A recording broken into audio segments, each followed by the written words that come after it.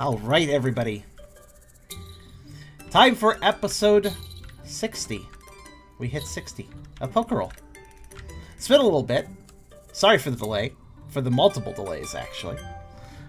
I realize that Pokerole has been a bit more scant lately, and I am sorry about that. It's been one circumstance after another on that regard. The game is not ending, though. We are not canceling it. We are not losing... I don't even say we're losing any passion or anything over. It's just a lot of stuff come up. The latest of which I do want to briefly address. I got suspended from Twitch. That interrupted the planned session for last week, which is why we're doing it now. It's a bit to get into. I've already kind of covered it in other streams and such, but I figured I'd cover it again because my Pokerole audience tends to be a bit unique.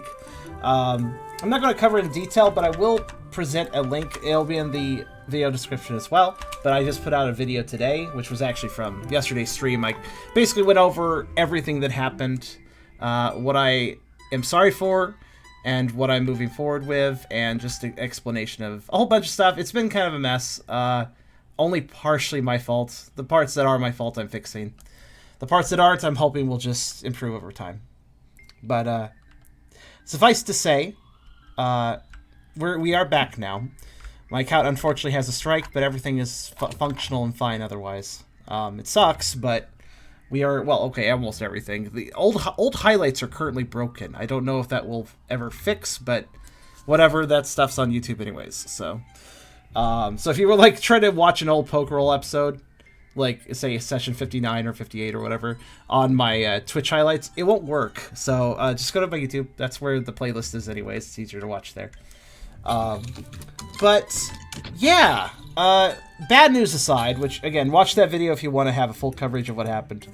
But bad news aside, there is some good news as well. One of which is... Well, first off, I've done a little apology to all of you guys. You guys know that sometimes I release special Pokerole Rocks, and Rocks is the train card thing that we kind of have. I'll spot a link for that. There we go.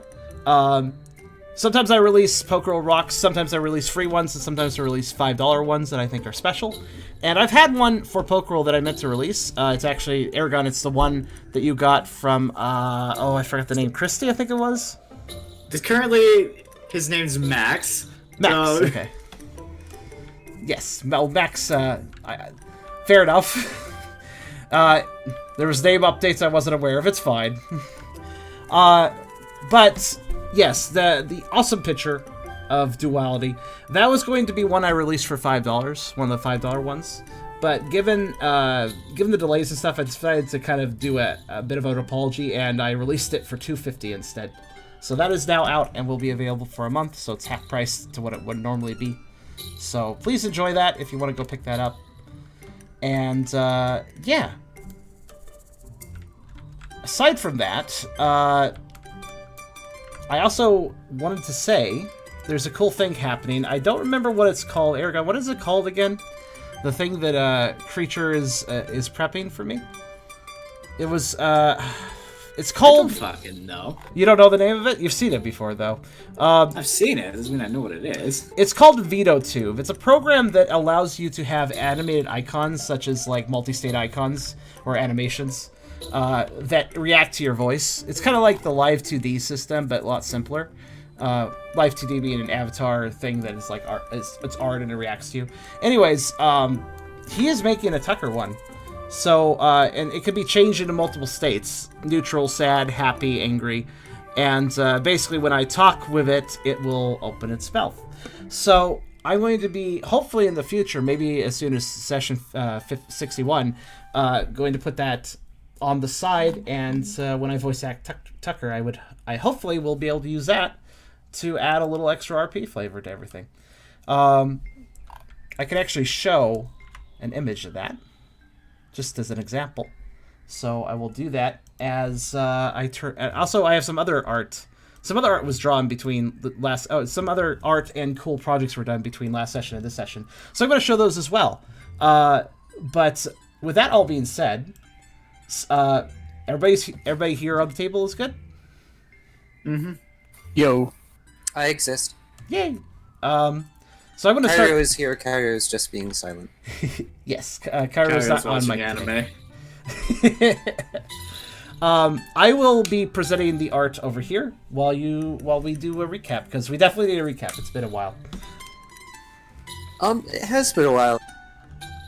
Goodness, why am I yawning? It's not even that late yet. Darn it, Eragon, I blame you. What? It's your fault. Also, I see at some point Mawile's name got changed. What? Oh, did it? Oh, how about that? Cutie!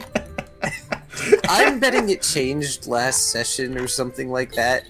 Or even further back, and Tubby just doesn't remember doing it. I think I casually noticed the name change, but never really thought about it.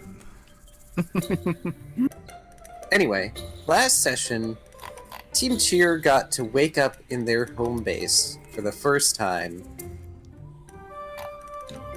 Except for Riley and Lizard, because Riley was up all night pacing.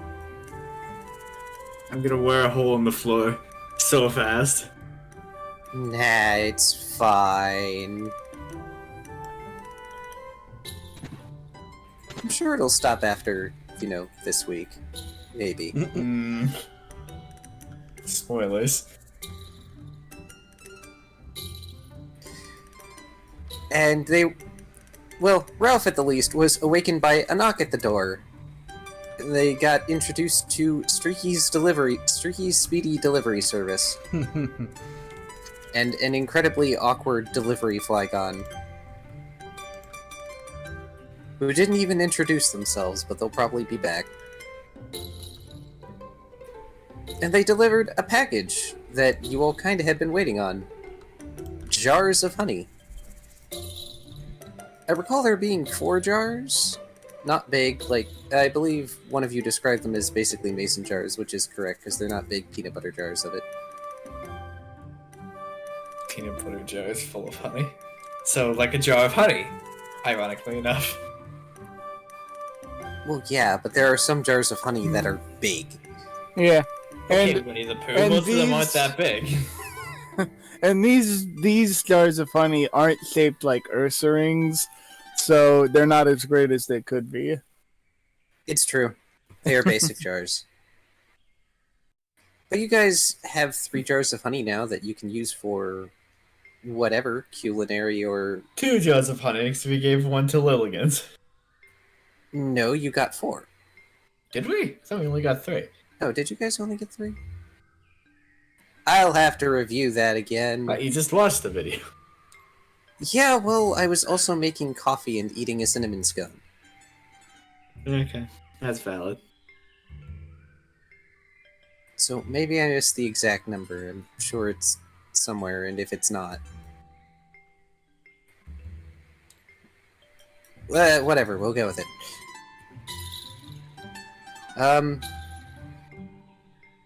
I will remind everybody about Zap Toast, even though that was 2 sessions ago, because that was great. Ralph is the creator of the invention known as Zap Toast and the Zap Toaster handheld edition. Yeah, that was interesting. Also, gold. Gold? Huh? Gold. Gold? Gold, Gold! yeah, I got the gold second will. The what? The rocks. The rocks you just put out. Oh, Oh, cool, yeah. cool. Oh yeah, look at that. Yeah, I bought one and I got gold. Eragon got Nice. bronze and you got gold. I wonder who else will get gold. Shin got a bronze. Am I gonna have to buy more? Well, this is you. Anyway, I don't have any gold riding ones. Also, I'll interject to note this particular thing that is up. Zero has actually done a plushie for me before, my Shadok self. Because I can show that too, actually, here. but yes, now there is a Riley plushie. Which It's is- small. Very good.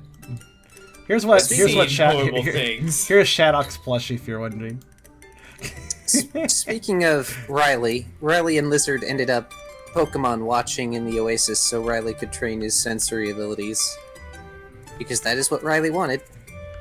And Lizard is there because Lizard is going to protect Riley. Even if the only thing they can do is sit there.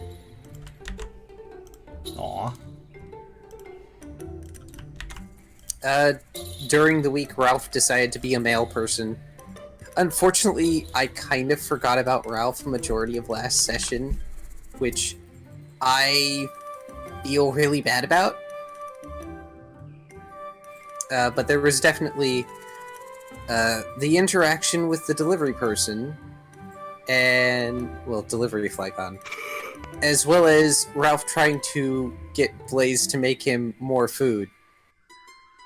Oh yeah, and he burnt my food like a terrible service person. Awful service. I'm gonna leave bad reviews on Yelp. I don't think there's a Yelp equivalent. I mean, okay, like, someone remind me after this session, but like, I need to talk to you guys about potentially doing a random tabletop thing with you all, because over my vacation, one of my friends bought another friend something called Cinder, and I feel like that would be amusing to play with, like, at least Charum and Eragon. Cinder. Yes. I'm concerned, but also intrigued. You should wonder what it is. Anyway, yes. Doesn't sound like the zombies. You can... Ooh, Tucker. You can get a mod for it on Tabletop. So, I've also been threatened by my friend that he's going to pull our group of friends together to do that on Tabletop. So, might as well threaten you all with it. There's some tabletop games, so it'd be a hoot to play on stream with people. Oh no. Like Red Dragon Inn is a fun one. I'm sorry for interrupting the recap like this, but new segment. Have a hoot hoot with tabletop gaming. I'm sorry. Anyway, Tucker kind of suckered Zeal into helping with the daycare things and went to go talk to Pangoro after breakfast time. Yeah, that's an appropriate Tucker expression to what I said.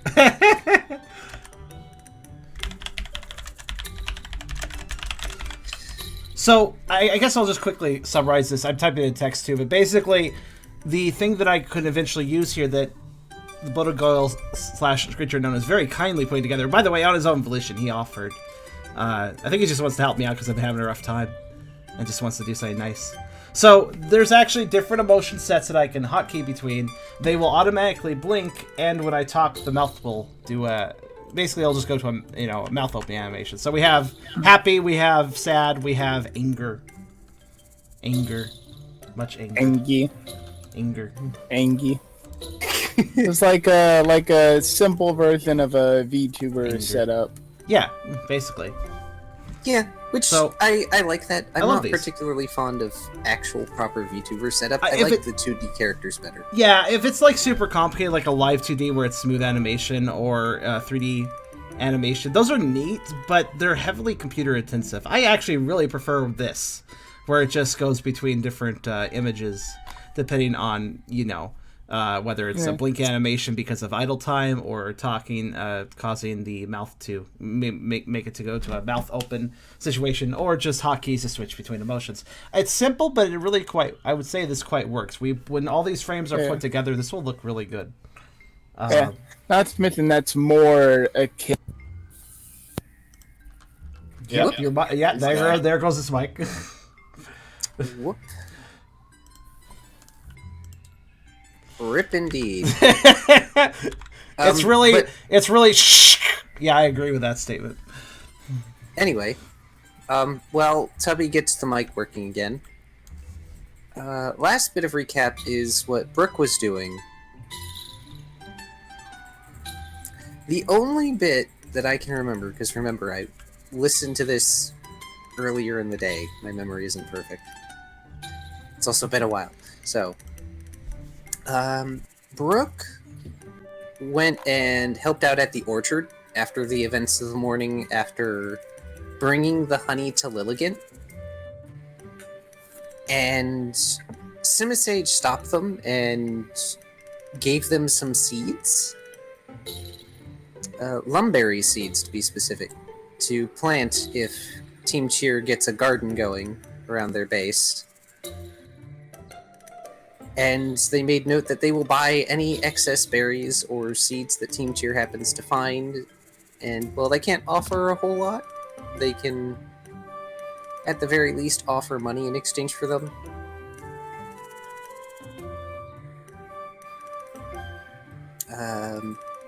None of the NPCs have said this either, but you can probably sell excess items to various NPCs. Or at least talk to them about the potential of doing so, because Fantown can use all the supplies it can get. But Tucker also talked to Lilligant, and she was kind of lying, mostly not, when she said that she was okay. When Tucker spoke to her later after talking to Pangoro about getting the daycare moved over to the Team Cheer base. Mm-hmm. And then she directed Tucker and Zeal over to the orchard. Well, mostly Tucker. Zeal isn't allowed in the orchard anymore. Yeah. To talk to Brooke. And like I said, we last left off with Tucker telling Brooke that, you know, Pangoro wanted to talk to him specifically. Mostly the whole team, but Brooke, because Brooke is the leader, about things that need to be done for the festival. That he specifically wants Brooke to help, Brooke's team to help with the festival. Side note, during the meeting with Pangoro, Zeal and Tucker had the pleasure of meeting Dose, the Doublade, who apparently has business with Team Cheer, but isn't going to cause any problems, because it's the festival, and that would be rude. Gonna chop our heads off after the festival. Y'all will see? Maybe. We won't be seeing much after they chop our heads off. And that's why we have the Savannah Oasis music, because people are outside. This works. Mostly. Actually, a good place to start off. Tubby, is your mic back?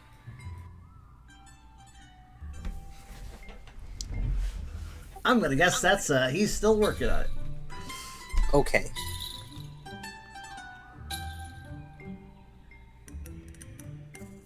I'm sure we will hear you, or you will say something that we can hear when your mic is back. We'll react when you actually make a noise that is audible. Oh, and now he is deafened. Worst case scenario, you can use the Xbox. That's true. That's accurate. This is true. I just can't do a Ralph voice, so I would have to sincerely apologize for lack of Ralph voice. Can Let's anybody do the hear? binging with Bavis style okay. of... Oh, there he is. Okay, Yeah. there we go. Because I was going to say, a good place to start would be with Ralph, because I neglected Ralph almost all of last session, and I still feel bad about that. I mean, I had fun, but Where did the before we begin though? Where did the group leave off? Where was everybody at the end of session? Just gotta get spatial awareness. Brooke and Tucker are at the orchard. Ah, yeah, that's right. Because Zeal- Tucker went to go get the Brooke.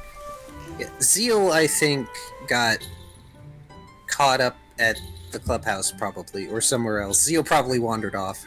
Yeah. He's been ambushed by the children again, probably. No, anything but this. Oh yeah, Tucker was told by Pangoro basically that the daycare it'd be a transitionary thing where he could, once Tucker setting that up and having it be a trickle of sorts as far as that's the right. population. Zeal got doused at the orchard. Oh, he Sorry did. to talk over you. Oh, it's okay. Kyrio's accurate though. Yes. But yeah, there's Ralph? going to be kind of paperwork and stuff because. Oh. Well, Yeah. the only real difference at the moment is who is watching the children and the location. But that's important enough that it requires a transitionary period. Oh, Riley and... Yeah? I was gonna say that Shen said that Ralph got an encouraged seed from Florence. That's right. I think he's right about that. Yes. yeah, I have one Because right here. Ralph was telling tall tales to Florence. I forgot to mention that in the recap. But he kind of overdid it with the details because he was talking about the keepers. Yeah, the island of rotting zombie plant Pokemon. Ah, yeah. Ah, yes, the best album, Rot Zombie.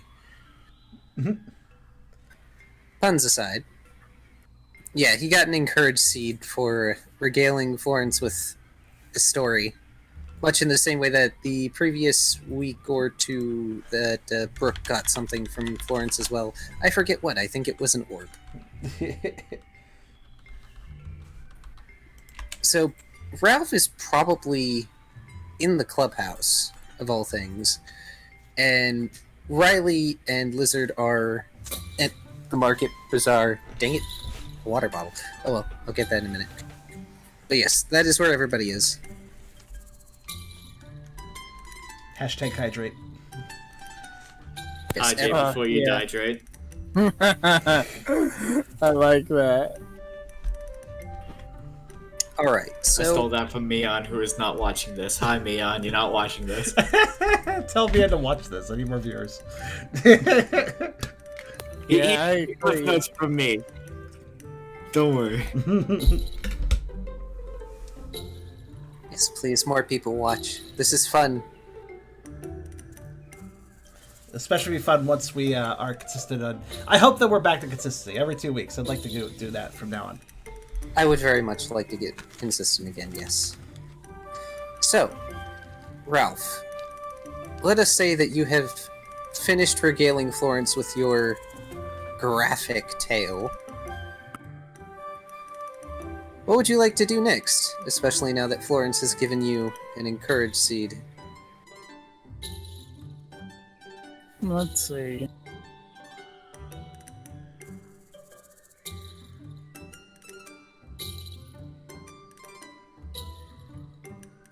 Alright, I have this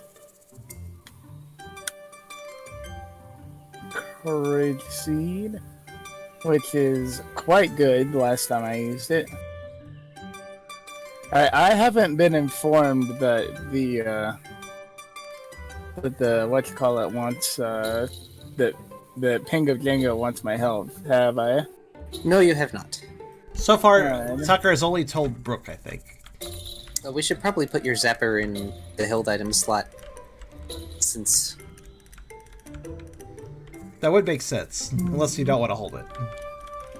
I mean, he doesn't have to be holding it all the time for it to be there. Yeah, but It is available. basically asking, would you like to equip this? Yeah, I suppose I'll have it in the held items slot. Which also So that means... I'm going to put the Thunderstone and Marie Pool off to the side because They are part of the those are part base. of the Zapper. Yeah. If And- you wish to, I guess he can have those still there in case he wants to like disassemble it or something again. I was going to say, Ralph being Ralph, Ralph can disassemble and reassemble this thing whenever he wants. I have the invention skill from frickin' RuneScape. I think I know. I'm gonna seek out Rise. I'm gonna tell him how bad of a job Blaze did while he wasn't there. Okay. That okay. Oh, Well, I had to think about it a little bit. Rise is not currently in the cafe, yeah. obviously, because otherwise Blaze wouldn't be working there at the moment. So I'm gonna go to his house like an angry customer going to see the manager. Like an angry customer going to the manager's house and then demanding a refund on their doorstep. oh no. I shouldn't joke about that, though. There are some people crazy enough to do that. I'm gonna be very polite about it and just tell them that, you know. But yeah, we're gonna go to Rice's house. No, Car, it's okay to joke about those people. We must laugh through the pain of some people in real life. Well, yeah, we'll go up to Rice's door and be like,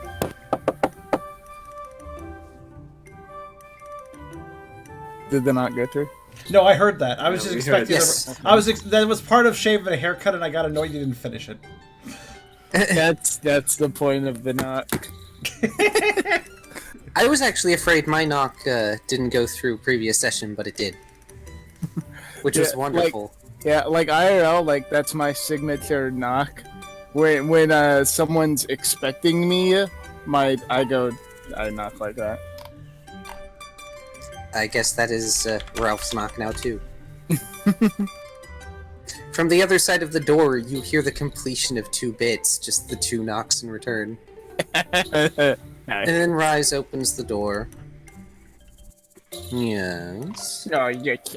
How's it going, guys? I just wanted to, unfortunately, inform you that the Charizard, with you left, with you trusted with your fine establishment, has chosen to purposely burn my food and sully your good name as head chef. The By light part giving just out has... burnt food. The light part just has raised eyebrows.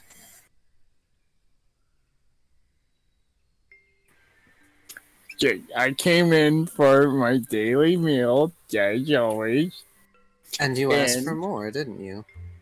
No, I did not. That was the first time I ate there. Besides, I get 2 meals anyway. Am I silver now? Yes, we are. You all are Yeah, silver. Yeah, see, I'm silver. It's shiny. But, I didn't ask for more than my fair share. But he decided to try and say that I didn't need it. And I work hard for my food, you know? And then when I insisted, he purposely burnt my food. Luckily he didn't burn it all the way, but the intent was there. I don't think that's the kind of customer service is something you should tolerate. I think you should have a talk with him. It's hard to tell if Rise is smiling because he wants to laugh, if he's smiling because this is amusing, or if he is smiling because he is smiling to hide anything else.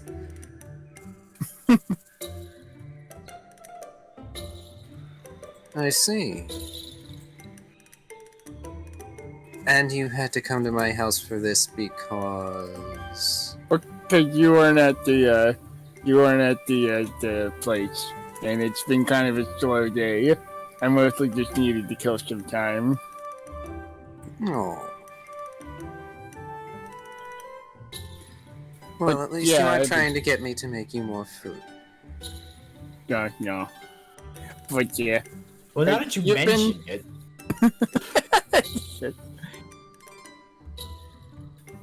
But yeah, it's been okay. Oh, and I wanted to kind of say sorry for like a few days ago. I just kind of assumed that I was gonna go with you to do the thing that you were gonna do, but then you decided not to.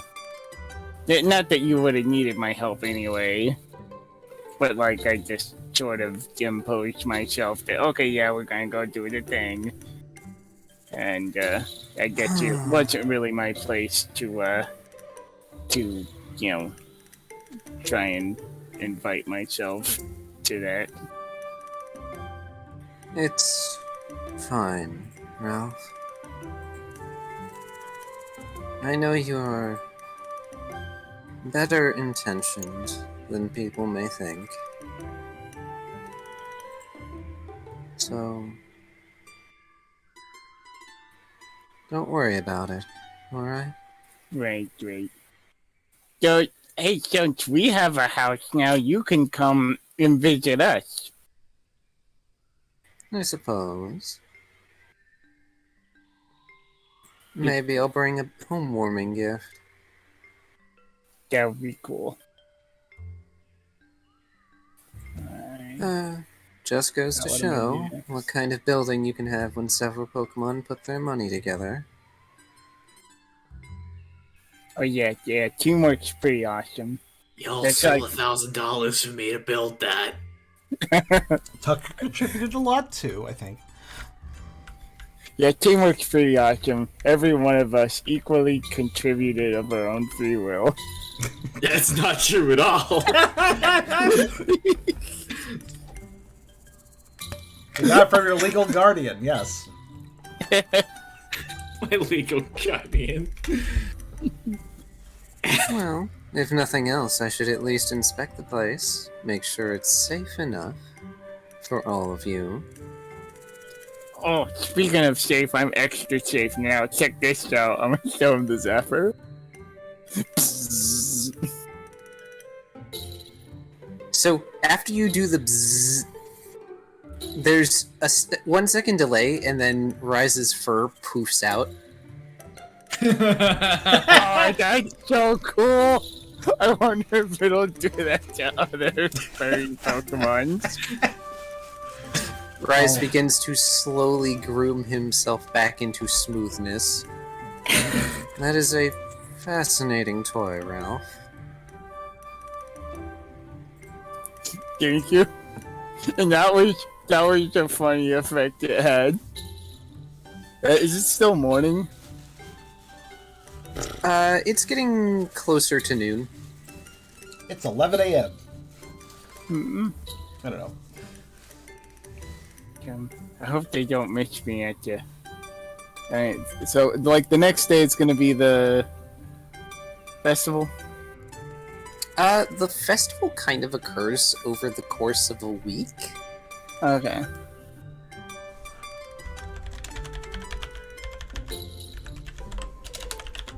Pierce asked an interesting question, actually.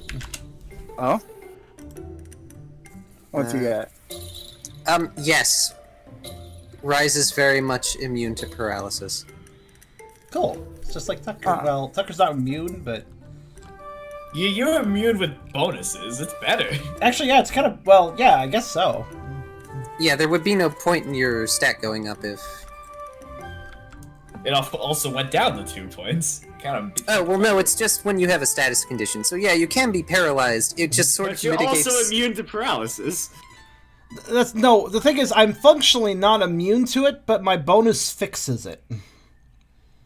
It prevents the effects of paralysis. Oh, it does actually. It prevents I the 2 dice loss from paralysis. The only reason it prevents is because otherwise it's just kind of redundant anyways. Yeah. Because paralyzation affects dexterity, and then I get a dexterity boost, so they just like... They were just like, It's it better just than my doesn't- ability. Your ability is actually very good. It keeps you from needing to waste actions. My ability It's is never come up. It's never been used. Yes, it has. You have been Has it? attacked by things that should flinch you, and it's been like, oh, well, no reason for me to roll flinch. You have inner focus. Also- You've never succeeded on getting me with an status effect anyway. I'll say for Tucker... My anti-status Oh. luck cannot be bested. I'll say for Tucker, it's less quick feed and more just like enduring step. Because he's not exactly quick, but... Skitter of terror. He's like a tank. You can't stop him. He's not fast, but he's also not going to slow down. This just has momentum. I mean, in other considering the special abilities Tucker has, I'm not surprised they're tanky. Well, at least I would hope that Tucker can get tanky. He's kind of working towards it, but he doesn't have the HP for it just yet.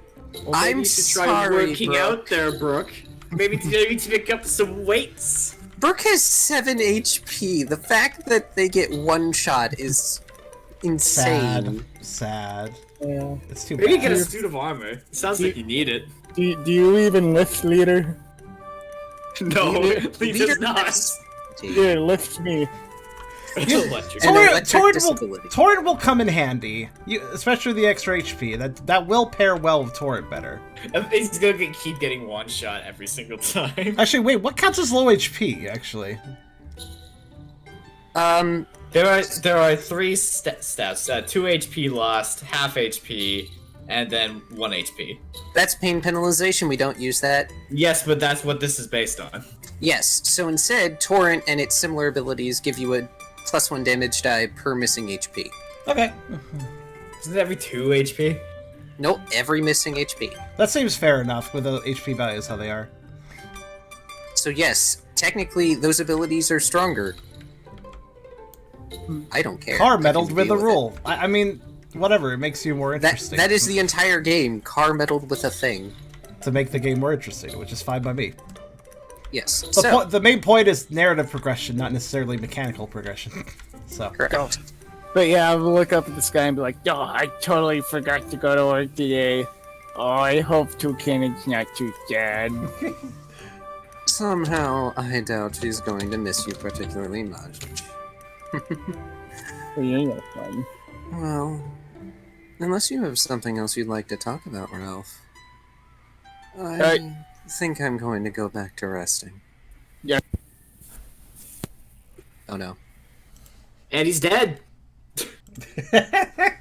Ralph is disconnected. Stupid chords. And scene. And scene. Oh! Blocked from the universe. It wouldn't be Pokerole without technical difficulties. Seems to be centered around. If only it was that easy to stop carrots from talking.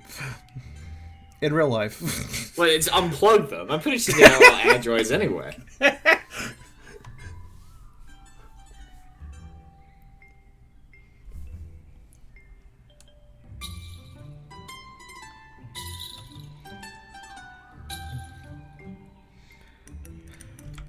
Well, while Ralph recovers that, I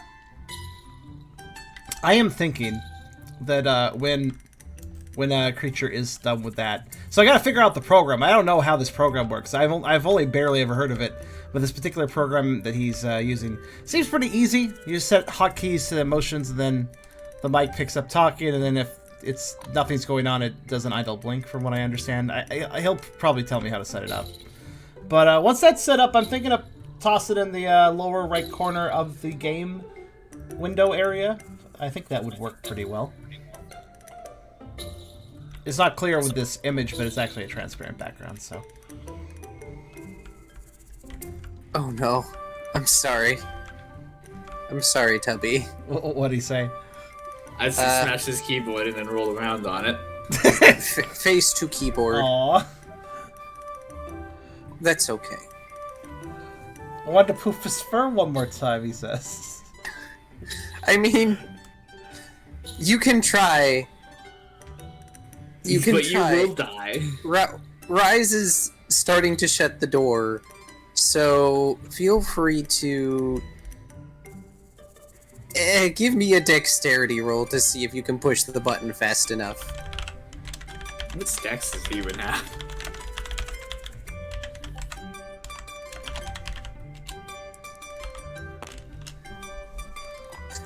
You do. The door shuts, and you can hear a distinctly feline. And then the door locks. Well, locks. Air quotes. There's a bolt. Barricades the door. Poor Rise.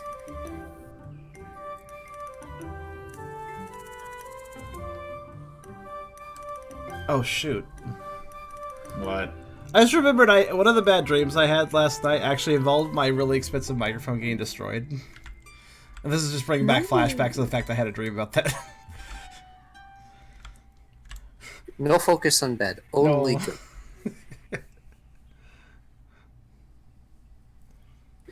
Alright. So, next we should get back to Brooke and Tucker, I suppose. And if Riley wants, Riley can give me a insight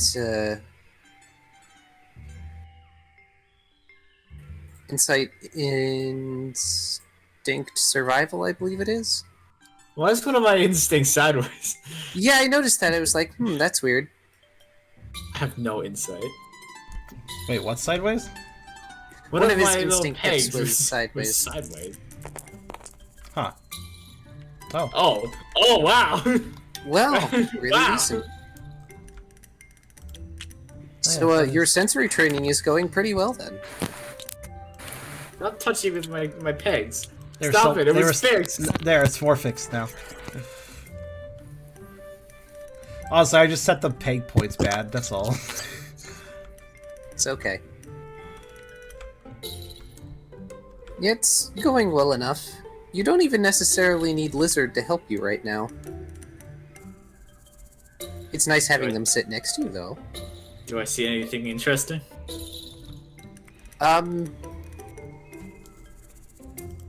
You have not getting deafened and or crippled by the fact there are multiple auras around down. That's good. You can manage the noise better. Yes. But let's put it this way. After your current experiences, going back to Sea Spray would have been out of the question. Now it is less out of the question. If we went back to Sea Spray, I would have gone hog wild on the streets, and nobody would have wanted that. I would have been throwing townsfolk around trying to get out of town. I'm just imagining the screaming now. Alright, so... There's only going to be enough screaming this time I go to a populated area. We don't need that to make it worse. I mean, to be fair, you might get a pass considering... stuff. Yeah, but that same stuff, like, what's the opposite of a pass? A block? I might get a block from that same stuff. Maybe. You might get a block, but... Anyway, moving on. So, Brooke and Tucker. How's Liz doing? Liz is doing fine, though they look mildly bored. Let's go for a walk. Do you actually say that to Liz? Yes. Lizard Out of blinks. nowhere after being silent for probably hours. Yeah. Liz blinks. Okay. Where do you want to go? Gonna grab a hand and then just lead around. Aww. Lizard is going to follow Riley. They're not sure where they are going, but they are walking with you. This is fine. Going for a wander. Side note, going for a wander with your boyfriend, girlfriend, or whatever is always good. Hey, lizard. Liz friend. Well, I'm saying, like, in general. Going for a walk with your significant other is generally a good thing. Imagine being allowed to leave the house. Well, we can with Mass, so maybe we should go for a walk sometime. It's a stay-at-home order. I mean, Oh, there is a stay-at-home order? we can't Yes. go. We can't get exercise. That's not essential. Then again, over here, clothes and apparently particular popsicles are also not essential. There's a type of breading that's also not essential. I don't know why. Oh yeah, fish. Oh, fish, you know the fish picture breading you used to put is milk that jugs in? essential? That's not essential. Oh, okay. That's weird. Don't get me started. I'll be rambling for hours. That's yeah, weird. His workplace makes no sense. Well, it's not even his workplace. It's just the government orders. Weird. I apologize. In any case, Brooke and Tucker, you two are currently still in the orchard.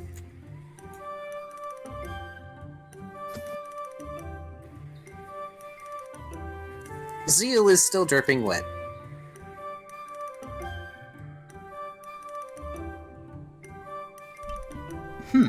Well,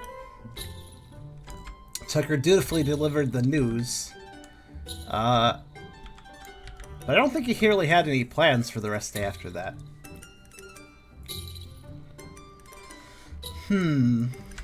Well, I suppose Tucker's first action would perhaps to be nice and get Zeal something to dry himself off with. I'm sure you can find a rag or a towel or something. I mean, worst case scenario, you could use your paw print scarf. That's true. Wait, what paw prints? Oh yeah, Yeah, your pink paw print scarf. that's true. I guess I could always dry it off later.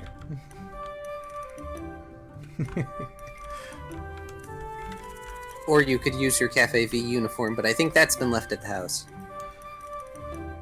Yeah, it's really just what he's wearing. He didn't actually bring his bag anywhere, so currently unavailable.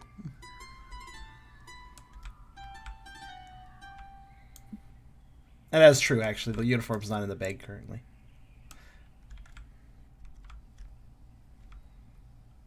He has a room to put it in, so. Yes, Kyrio. Brooke got told that Pangoro wants to talk about the Festival of the 17 Plates, which, by the way, Tucker and Brooke have no idea what that is. I even had you guys roll, and you guys could not extrapolate a darn thing. Yeah. I specifically said you guys know jack and all about it.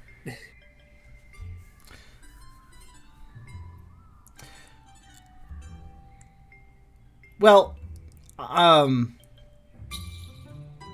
would probably bring up as an aside while helping Zeal dry off just outside the orchard gates, because obviously he's not allowed in, clearly.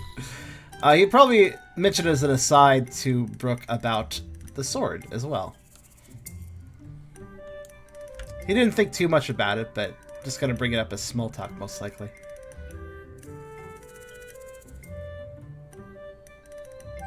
I don't remember what the sword said with Tucker around exactly. Not terribly much. They didn't issue any challenges or anything, but they had business, and Pangoro implied that their business could probably wait, to which Dose, because that was their name, they have a name. Dose, yes. Interestingly enough. I don't know if Tucker knows that name yet. Mentioned that it would be uncouth of them to conduct their business during the festival, and so it can wait. They also called Pangoro Sir Bastion, which resulted because the implication is that Pangoro was a knight, and that made Zeal go ham for like all of a minute. And Pangoro kind of admitted to it, but also said that that was a while ago. Who was around when Riley stuck that other sword in the ground? The party, minus Liz and Zeal, was not there. So it was literally just the three of you. I actually forgot the exact time that happened. I think it was before the Shadow Scavengers. It was after the Shadow Scavengers. It was after we left the pyro thing, because Riley had Zeal's crown at the time. Right. Actually, I think that influenced what... I think that was influencing what Riley did to the sword, in particular, because... We were busy. We had places to go, get out of the way. And some shit had gone down just between, Riley and Tucker, too, because Tucker... This was before that, before they actually fought. Right. Yeah, it was before you guys found Zeal. Ah, okay. Yeah, a little chronologically confused. Regardless, though, yeah, Riley was just like, I don't have time for this. I don't have time for this. I forget what move he used exactly, but he just, like, thunk. He didn't even use a move, he just whacked it with a bone. Did the sword... Did Honedge say anything? I think it was a Honedge, right? They were screaming a lot. Yes. What were they mad about? I forget.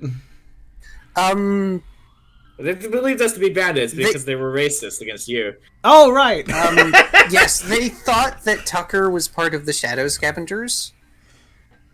Or a bandit of some description, which was their mistake.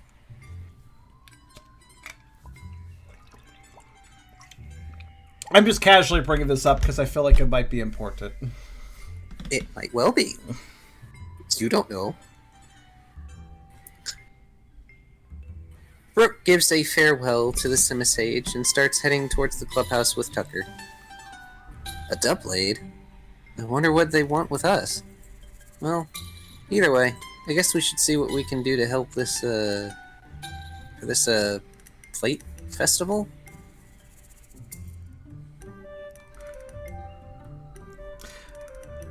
Tucker shrugs. It's obviously clear that he doesn't really know much about this festival thing either. I guess we could ask around to see what it might be about. Maybe it involves food? And hopefully. Food! Lots of food! Zeal hops around you guys as you walk. It means food!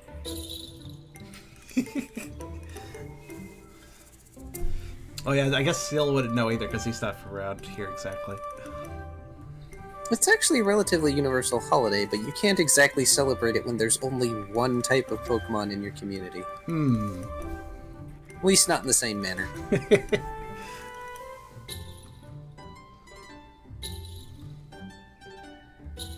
It's a festival, so it probably means food.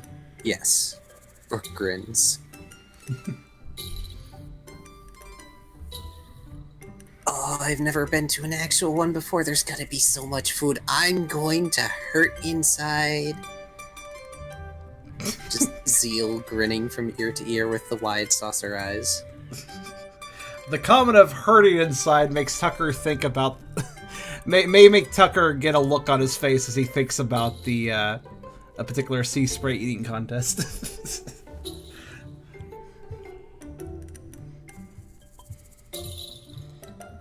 So what's this thing about? Brook asked Seal. We're kinda not from around here.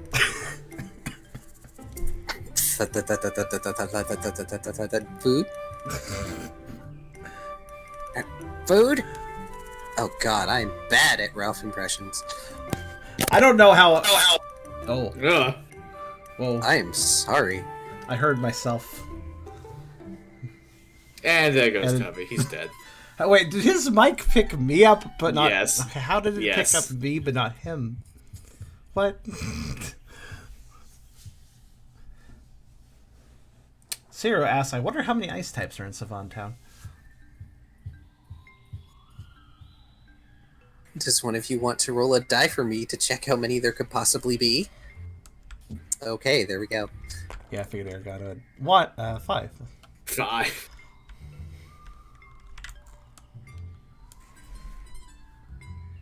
5. Most of them are visiting merchants from the north. Actually, that would make sense. Ice types in Savon Town isn't as crazy as one would think. They wouldn't want to stick around, but travelers would actually kind of make sense. If you don't mind me extrapolating because of the world building knowledge I have. We still need to eventually actually make the map. Yeah. Because I highly value your decision on where things are placed. I mean, if we sat down and worked on it together, I'm sure we could knock it out. Yeah. But that's a thing for another time. Mm-hmm. So yeah, there's 5. Oh, also, Tubby, is that Ralph actually running up and saying that? Sorry. No, you're fine. I just wanted to make sure in case you were starting to use Chatbox. We heard that, Oh, dear. Starry, by the way, so you might have been... Yeah.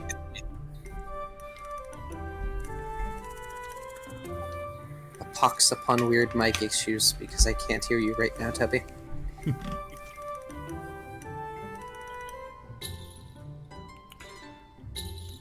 Well, Kyrio notes, Savon Town seems to be somewhat centralized compared to other areas. Despite being a smaller settlement, it makes sense for it to be a gathering spot. Yeah. It is not as centralized as you'd think. It is closer to the south because it is nearer to Sea Spray than to other areas. Mm-hmm. That being said, there's an awful lot of nothing around it, so the some things that do exist out there do kind of serve to make it a gathering spot for that purpose.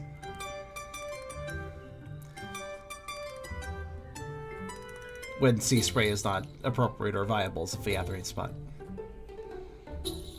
So just in case Tubby's mic actually decides it wants to work. Also, yes, Kyrio. Savantown is much more like an outpost. It is meant to become a sort of trading and or agricultural center. But it's not exactly doing a great job at that. Sea Spray is a port town, so it manages the trading thing just fine. But Savantown is very slow at growing into its purpose, which is frustrating to more than a few.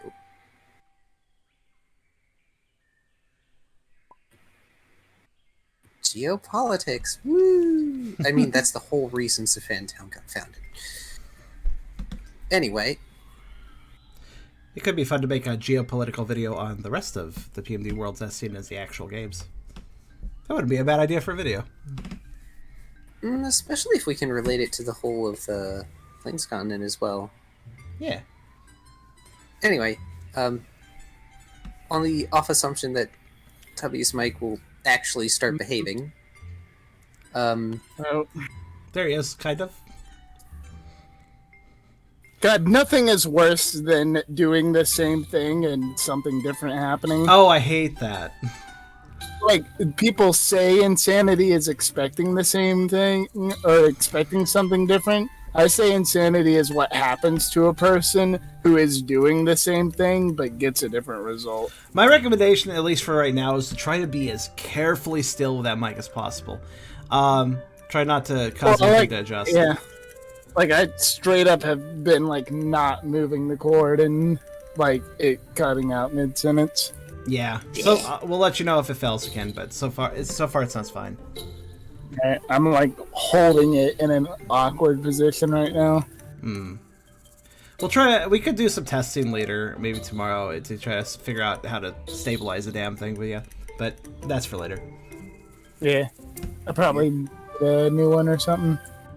I'm sorry for the frustration, Tubby. Technically, only do it for Far Cry 3 ever said that about Saturday. Oh, I didn't know that. Neat. And now I know. That said, Riley, while you are walking around with Lizard, you see 5 little Pokemon with yellowish, orangish caps? Oh god, this is the scouts. No. They have bags that are bigger than they are, and they are shuffling around the bazaar trying to sell wares. And make trade. Girl Scout cookies. Now, what Pokemon are they? Are they the... They are Snorunt. Snoruns, okay. What are they selling anything that would be immediately eye-catching for somebody who's mostly brain dead?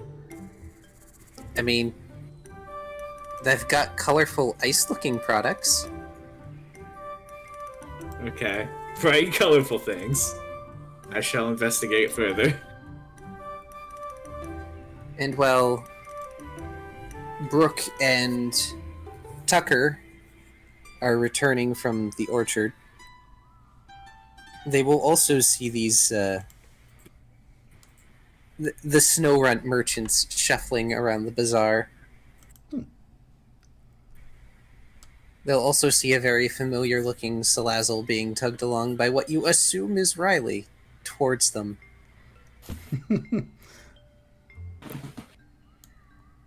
I will make the assumption at the moment that Ralph is with them.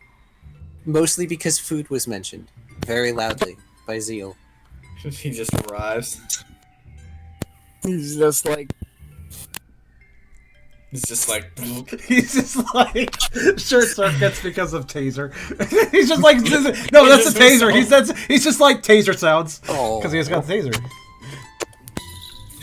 I mean, I can see Ralph accidentally pressing the button and causing Tucker and Zeal to poof. Oh no. Tucker is the most poofable of us all.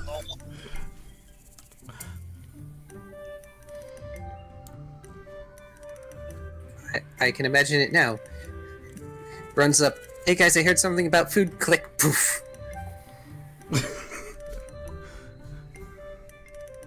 Brooke waves at Lizard. Sidestepping so Tucker and Zeal are between him and Ralph. This is appropriate. Especially given recent combat-related instances of electrocution. This is fair. Don't really, bro. Riley can't tase you yet. Something, that little shanks. All the concentrated power of the elements.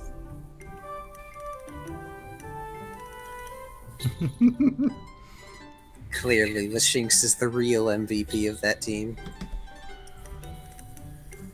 Clearly. Yet, surprisingly nice, too. Lizards notices the wave and tries to wave back before getting tugged by Riley. The snow runs have stopped. Oh. No. Have stopped for now, having noticed that, there are some Pokemon trying to chase them. In addition to the bags, it appears they have, the things that the snack vendors that walk up and down the rows in stadiums would have? Those boxes with straps? I know exactly what you're talking about. Yeah, they also have those, kind of, but they're like wicker baskets. Also, that is totally fine, Tubby.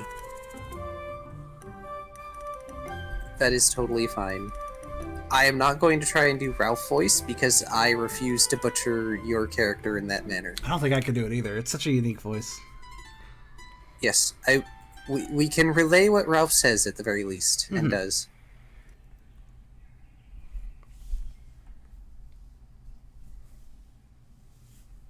In any case, one of the snow runt steps forward, waving with their little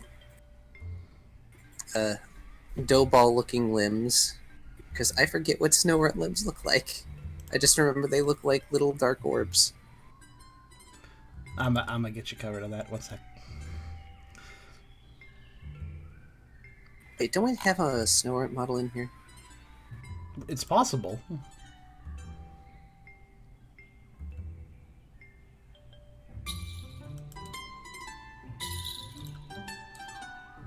No. I thought we did. Just give me their generation and I'll get it along. I always forget. I think They're in Ruby and Sapphire. Yeah, they're Gen 3 then, right? Yeah. I thought we had a snow runt and a Glalie. I suppose I'll grab both because I know that could be useful. Yeah. Well, that was our intention. You may Wait, as well also 5. grab a Frostlass as well, if that's there. Yeah, let's see. Well, In any case, while they're doing that, I will do this. Oh, hello there. Would you like to try some of our sweet snow?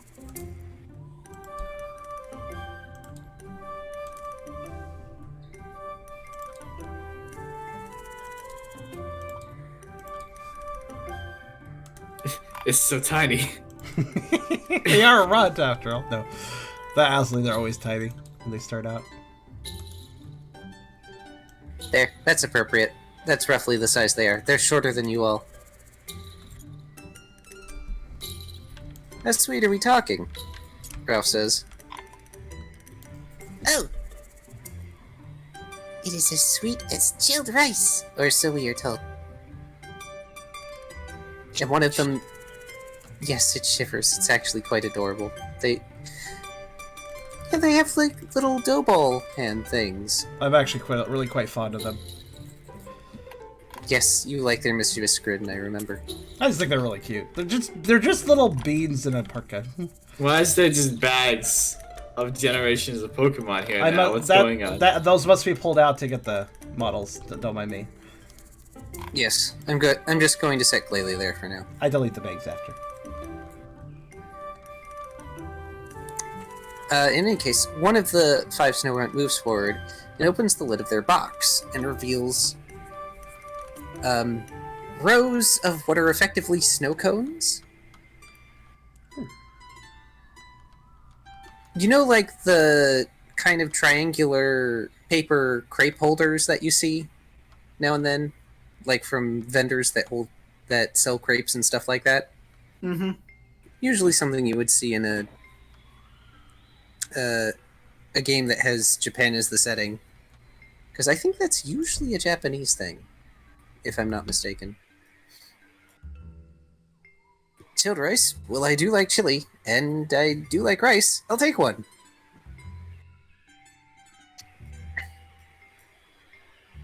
It's next row down, next to the Rotom. There you go. Oh, wonderful. And they come in a variety of colors. They're in those sort of cone holders. It looks like a pile of shaped snow, with bits of berries on them, and it looks like they've been colored with berry juices.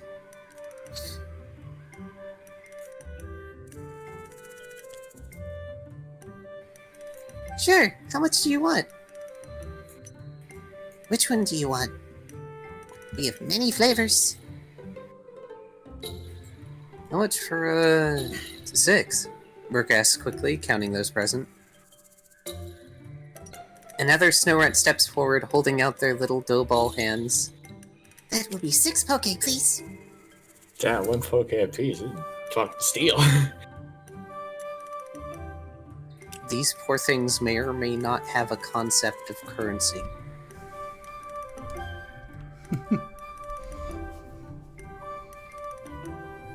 Oh no. To be fair, it is just flavored ice, so... It's true. Not that that's bad, of course. How many you got in the box? all of the snow runts simultaneously open their boxes, and you hear the synchronous.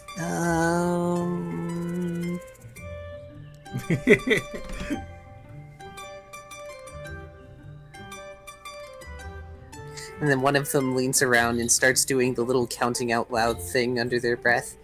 1, 2, 3, 6, 8.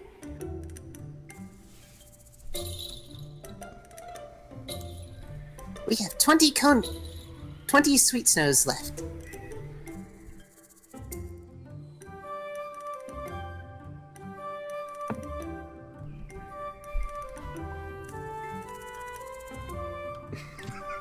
I'll pay for 5. Ralph's on his own, Burke says. Okay. And they all line up in front of your group, opening their boxes, so you all can choose whichever flavors you so desire. Like, Ralph? what colors do we have to choose from? Because that's... Because Ralph? I don't think Riley will be able to connect the dots between color and taste. I mean, it tastes like purple, it tastes like purple. That's just purple. I know. It never tastes like grape. Purple stuff. Ralph, there is literally a rainbow of delicious snow treats in front of you. I'll take every cone they don't. Yes, that is fine. Tucker is looking gratefully to Brooke for buying a snow cone, or whatever they are called. Sweet ice. Sweet snows. Sweet snows. Is there one that's like Liz colored? Because I want that one. Are they snow cone shaped? Like, do you have? Are they bipedally yeah, they're kind of like designed? snow cones. Are they bipedally designed, basically? No. Okay. Like, do you have to hold them with paws? Oh, well, yes. That's the thing. Sorry. There, I have given Burke his change. Gives him a... Oh. You should read the line, then. Yes, you should read the line. He gives them a 10. Aww. Keep the change, he says. Everyone pick up what you like. He says, picking a blue one, probably. Aww. Okay, then I need to be modded so I can delete these. Yes, of course. I knew I forgot something today. There you go. Brooke is doing what I would do. Tipping 100%? Well, when it's so cheap, I mean... Yeah, like, if I have the money for it and I have friends around, I like to be nice when I can. What flavors are there? Again? Okay, so, flavors. There is red, there is blue, there is green, there is yellow. There is orange. And there is purple. Since those are the most common colors of berries. Avoid the yellow one. Well, the yellow one is from... I know there's a lemon-looking berry. Oh, if anybody is smart with Pokemon berries, let's... if anybody in the chat smart with Pokemon berries, Name what is most likely the berry used for these. Keep it in mind these are sweet cones, so they must be sweet. Yes, citrus berries for orange, right? Because that's basically based on an orange, the citrus berry. The orange berry is actually based on the orange. Orange berries are blue. Actually, orange berries are based on blueberries. No, they're not. They're based on oranges. But they're blue. They're just blue, so they're blue. They're Yeah, they're blue oranges. Yes, they're blue oranges. I always it's took fine. them to be blueberries. Look, look, we're going to assume the colors match the flavors, alright? Also, the red ones are probably cherryberries, which those who are well versed in the berryverse know those are spicy. Yes, that's true, actually. I've seen hot sauce snow cones before. Oh, the strawberry berry, which is what is Raspberry. Well, Ross, here's yes. the thing. Here's the that's thing. blue. These colors do not necessarily all correlate to the same berry, so there could be two red ones that are from two different red berries. True. They could be different. Okay. Those 6 colors could in fact be more than 6 flavors. Which one looks the most like Liz? Which is colored most like Liz? Because I'm gonna take that one. There's a blue. Oh, there's a purple berry, isn't there? Yeah. Doesn't Liz have blue markings? I was just thinking. Well, yeah, but like there's a one that's kind of dark, almost gray looking. Yeah, that's true. Because even so, this last little dark purple still remains on Liz. Whatever, there are licorice snow cones, so That's true. Licorice. also Ralph does not need to count out his money. I have done that. Also, already. Beerus does make a point. Just because a berry is naturally sour doesn't mean the process of making it sweet snow makes it taste sweet. After all, lemonade exists. It's true. Yeah. But usually lemonade ends up having sugar dumped in it. Yeah. These are more natural.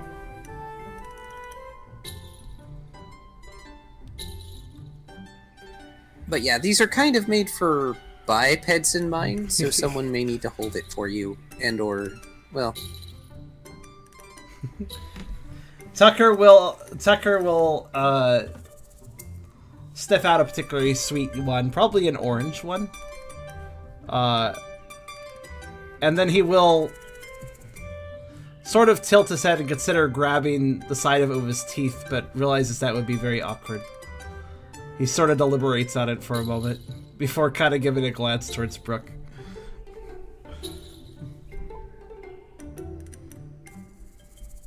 Well, Ralph may have his hands full, so he can't really help. This is correct, because because as soon as Ralph pays, like, they just let Ralph take whichever ones they want. They're happy just to let Ralph pick out the ones as soon as he's ready.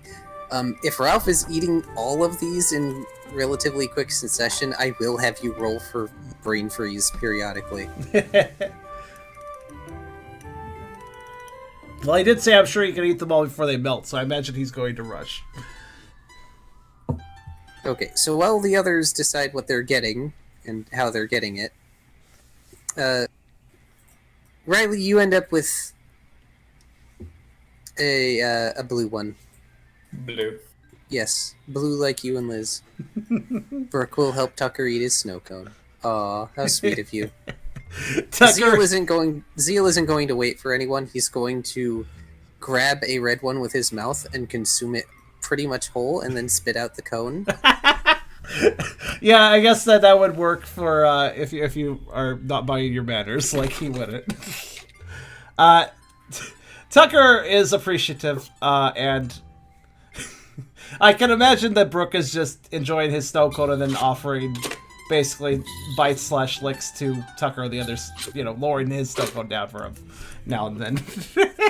Tucker is probably a little bit shy about that, but appreciative.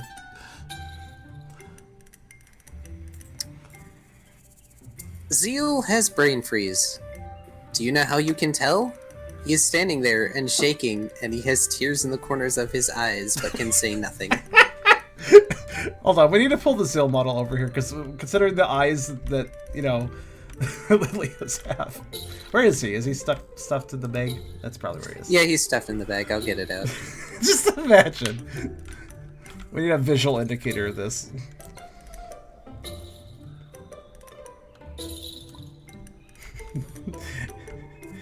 Tubby says, "Hey, don't litter. Don't you have town prides? It's not very princely."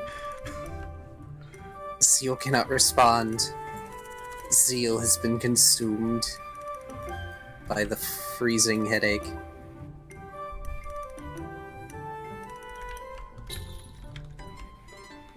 Huh, weird. Censored? I don't think it got censored for me. You must have your censor settings differently.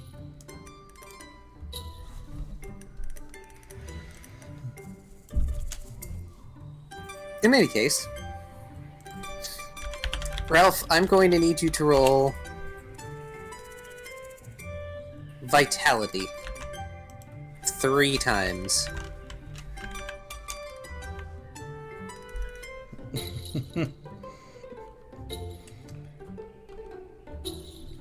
Oh, that's dumb if that's correct, Kyrio. Oh. Yeah, you couldn't adjust your profanity sensors, filters. 2 out of 3, that's not too bad. Well, Ralph needs to roll that 3 times. Oh. 1 for every 5 cones he consumes. God. Oh. You're starting to feel it in round 2. Uh-oh. Yep. By round 3, poor Ralph. You're lucky that you have the thick fat ability, or you would have taken an ice damage. A singular ice damage, mind you, but still.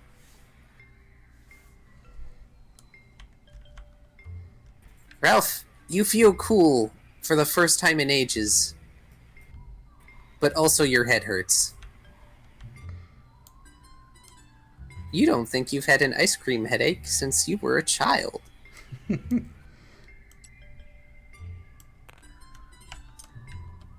Thinking is also hard right now. Lizard, by the way, is also going to get a blue cone because it's Riley colored. Are we just flirting at the moment? Is that what this is? I think so. That's the topic. And Ralph goes, that's good stuff. He rubs his temples. If it doesn't hurt, it's not good enough. Uh-huh. Tucker is more mindful, especially seeing Ralph and Seal. Lizard is also apologetic, but they also don't like the blue flavors, so they let Riley have theirs. Gosh. Apparently they got a sour blue one. Riley will trade. Sour for sweet? Yeah. This is fine. Making me think of warheads. Brooke will gather the cones and give a salute to the Snow Squad. Thanks for the treat. Come on, Team Cheer. Since we're all here, Pangoro's got something for us to do. The Snow Runts salute Brooke back with their signature smiles. Thank you for your patronage. And then they just sort of set down their bags and begin making new snow cones. Oh. More sweet snow. A little lucrative little vendor opportunity. Imagine they can't stick around here too long. How do you know if a snow run is feeling too warm? They don't shiver. If they are not shivering, that's a problem. Yeah, they just melt. You think they melt? Frostlass. They do melt. Oh, they literally do? That's how Frostlass happen. By Pokedex and lore implication, Frostlass are what occur when Snowrunt melt because they evolve via Dawnstone. Oh. Glalie are what happen otherwise because they become permafrost, which does not melt. So, that's why Frostlass is a ghost type. Yeah, because you have to kill the Snowrunt. Oh. That is the implication. It also goes a long way to explaining Frostlass's vertical figure. Yeah, that's true, actually. Because Snorunt and Glalie are both basically spheroid, but yeah, that makes sense, because if something melts, it's going to reshape, definitely.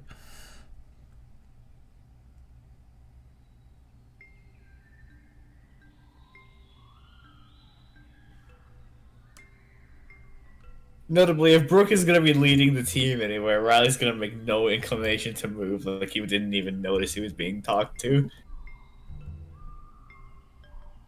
This is fine. Lizard can pick you up. Oh. Lizard's body is warm. They kind of have to finish their cone quick, so they're just going to hug It's Riley. like a munch and that's it. No, Lizard looks at it a bit, and then starts nibbling on it. They have more manners than Zeal. That's good. Apparently, Snowrut Pokedex entries, I just wanted to note. The entries actually indicate that a home visited by Snowrut will prosper. So apparently they're just seen as, like, they're seen as good Pokemon, basically. Yes, they're kind of based off of the yokai that is the Child of Fortune. I forget the specific name.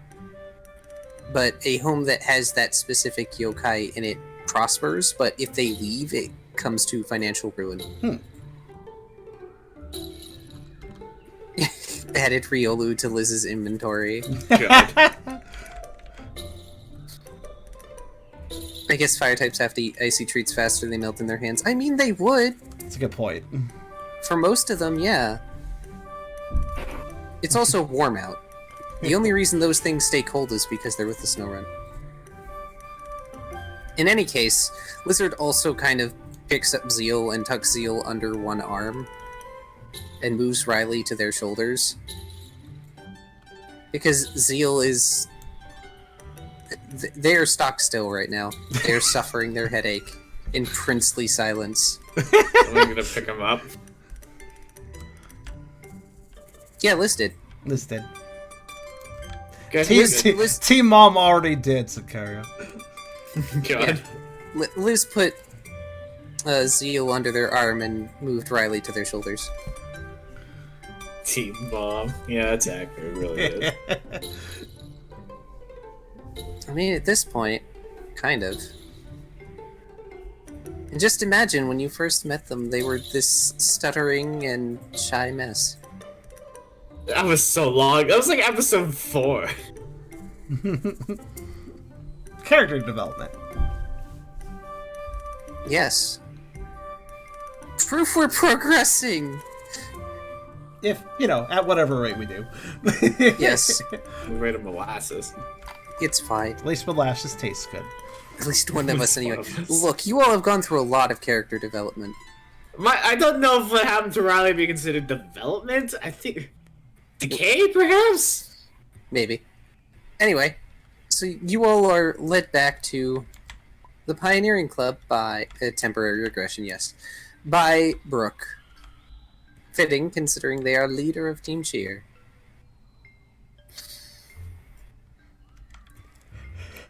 I'm going to assume you head up to Pangoro's office. The door isn't locked, so you can enter. Or you can knock. Well, knocking is more polite, but... or you can stand out there and expect Pangoro to call you inside. Any of these works. Take a number, wait your turn. Or option D, I choose my own thing.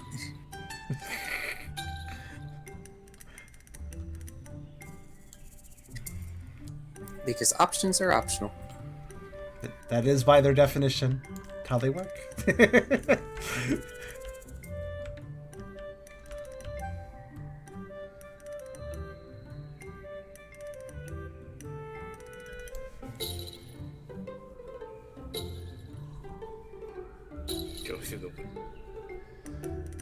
But while you guys decide how you're approaching this, I'm going to grab my water bottle. Okay. Oh, I see. Still gonna grab my water bottle. Yeah, go get some water. It's fine. Like, brief, maybe 5-minute water break for everyone. Go. Yeah, I'm satisfied. I actually got plenty of water. I did drain it, but I'm good. I'm hydrated.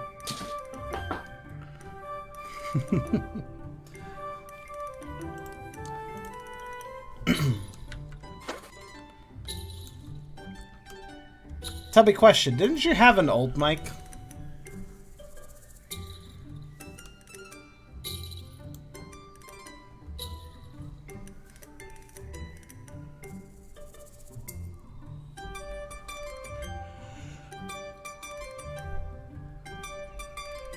So I'm just thinking maybe he could just reconnect that one. Or did that one blow up too or something? What? I was asking Tubby about his old mic, where it is. Is it broken too? Or could he just like plug that sucker back in? Use a webcam mic on my old laptop. Okay, so the trick is you pull your old laptop back over. You log on to Discord with that. You do the call with that, and you just set it next to your current computer. And then you can use that to talk. I don't know. That's my best guess.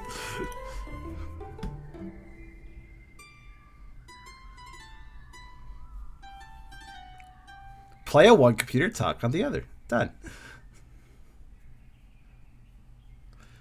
It sounds complex. Yeah, slightly, but it is a laptop, so probably would work. When the laptop overheat, what, for doing a Discord call? Or connect via phone. Those usually have okay mic. That's actually true. You can use Discord on your phone, technically. Assuming you have a phone. Yeah, I did that before. Certainly would when my work. when my net was out, if you recall. Yeah, I do remember. I dropped my phone. Oh.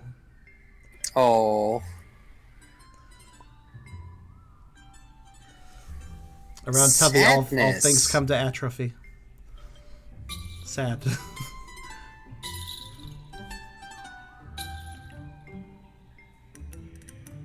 Seems like things just are not going your way.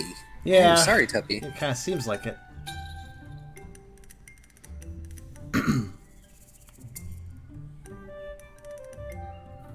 In a different mic though. This one's probably quieter. It is indeed quieter, but I do notice you exist, so that's an improvement. Yeah. And the dogs are barking at something. Listen, anything's better than nothing, right? Agreed. I mean, muffled or not, as long as I can hear y'all. Yeah.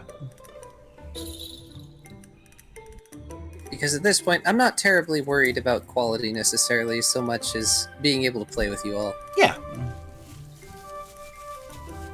Legibility is all we need.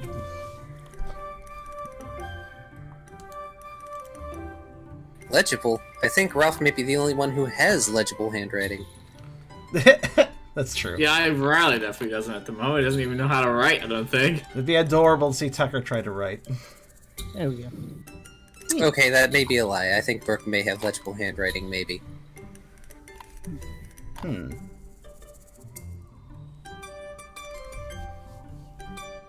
Oh, we should probably change the music to the clubhouse. Oh no, what a terrible... Yeah, okay. Sirio said, while I do that, Sirio said, so if you drop a rotom phone, is it then a double ghost type, or can it not die because it's already dead? I think it would float because it's a rotom phone. Yeah, those do float. Yeah. Actually, yeah, you could drop it by fall damage. Oh man, the way I dropped it is so terrible too. Oh yeah? I was at work. I was checking my phone at work, in the bathroom, and I kid you not, I dropped it right in the freaking toilet. I was so mad. Oh, the toilet? Jeez. Yeah, so not only was it like, wet and gross, but it was also cracked right along the top, and like it won't turn on now. That's no fun. And here I was about to say, well, at least you didn't drop it in the toilet. No, you did. Yeah. I am sorry. That's a worst case scenario. Yeah, that's a question of, do I count it as broken, or even if it is not broken, do I still want to use it? I'm probably gonna get a new phone tomorrow, though. That's good. Go shopping. Then you can use at least that for later Pokerole. Though, I guess you can also get a mic while you're out. Yeah. But the one I'm holding now is like a hold in my hand mic, like an on stage live at Saturday night mic. Oh, It's surprisingly low quality for that sort of mic, but it'll still do the job. Just make sure you're somewhat close to it, because I do notice that there's a huge variation between when it's a little further away from you and when it's a little close to you. Like, there's a huge difference in volume, so. It's literally touching my lips. Okay, you don't need to touch your lips, but you just need to, like... This is, like, barely further away.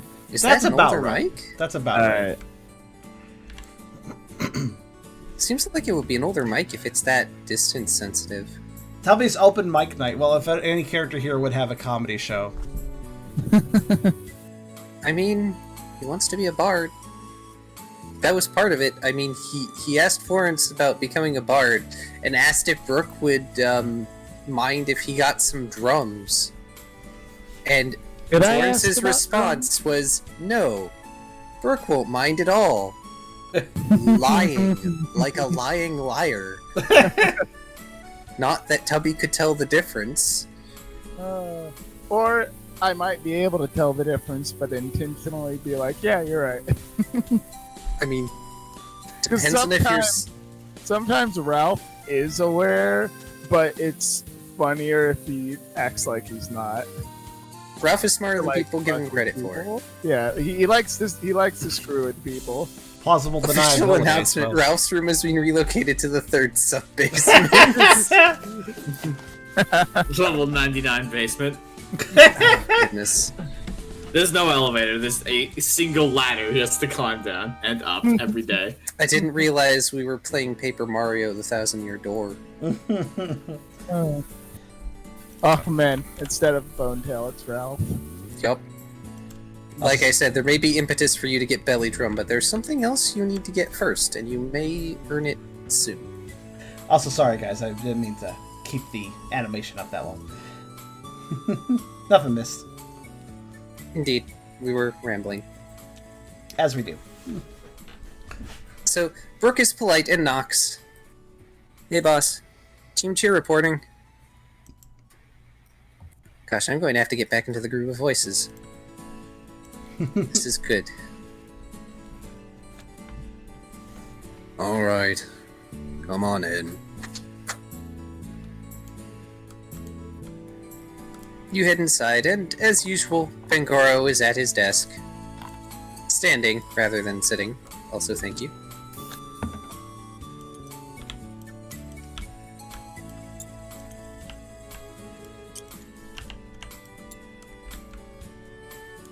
You know what?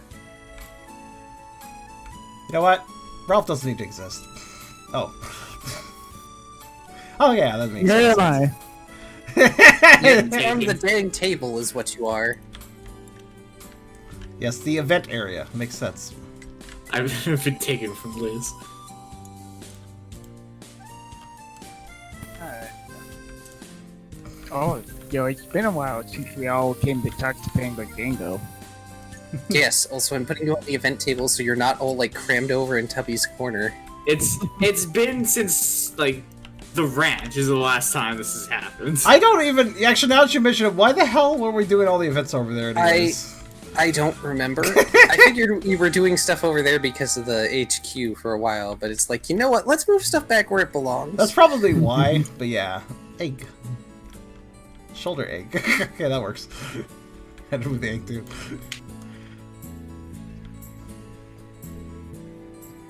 Good. Pangoro takes a minute to glance out the window of his office. I suppose it's morning still. How is it still morning? It's more like noon. High noon. High noon. Pangoro ignores the How close obvious. is Ralph to Riley? On the other side of the group. Why am I still on Liz's shoulders? So that was an intentional decision. Can I huck the bone I have at him if I'm up there? I got a direct line of sight. You don't have your bag with you. Oh, Yeah. what? Nice. Yeah, Ah, besides, DM, I object. He's not of sound mind to know how bad of a pun that was. It hurts my soul. What's left of it, anyway? Does Bangor know about the egg? Who the hell is Bangor? They mean Pangoro. Oh!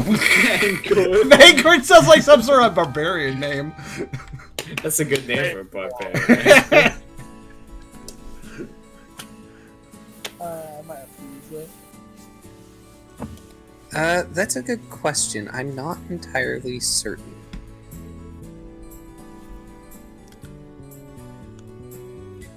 What was the question? I feel like he was informed, kind of, and was frustrated.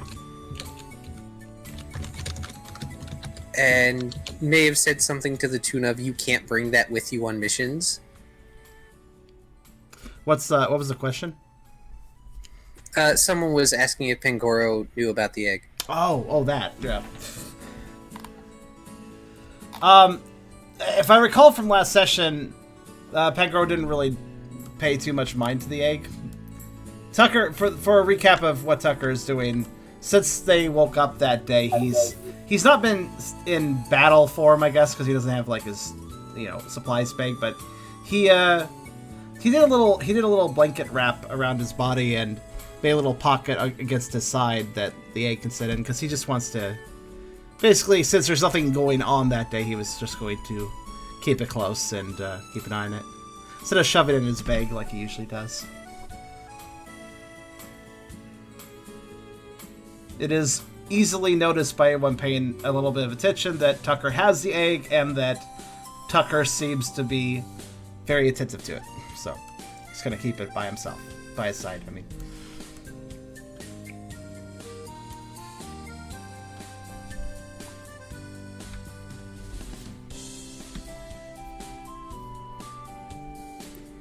Yeah, it's been a long morning, but no need to sound disappointed.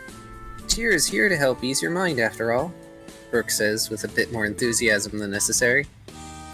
What can we do for you? At that remark, Tucker does a little yip. He likes the tagline, clearly.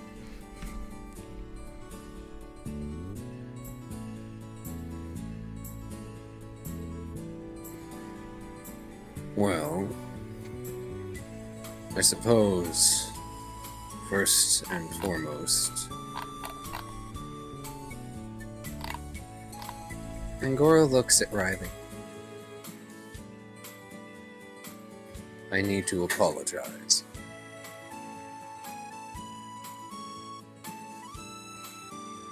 Riley will tilt his head ever so slightly.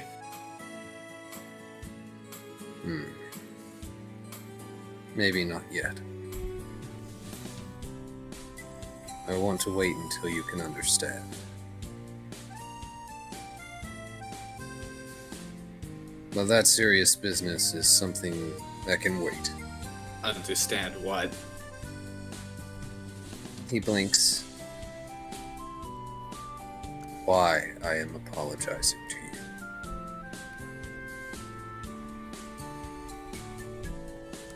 But that is not why I called you all here. I am certain that you all will come to me the moment that you are fully of your own mind. For now, I suppose I should ask, since I'm not certain how familiar you are with the holiday. But, are you aware of what the Festival of the 17 Plates is about?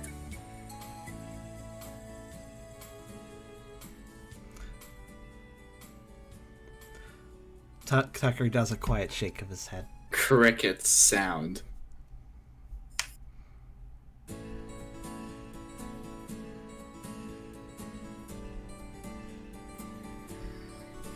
Alright then.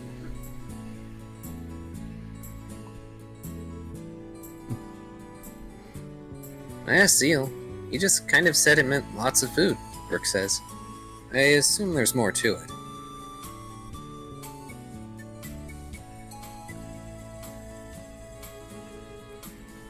It's a festival in honor of Arceus, the creator, and the 17 types which originate from them.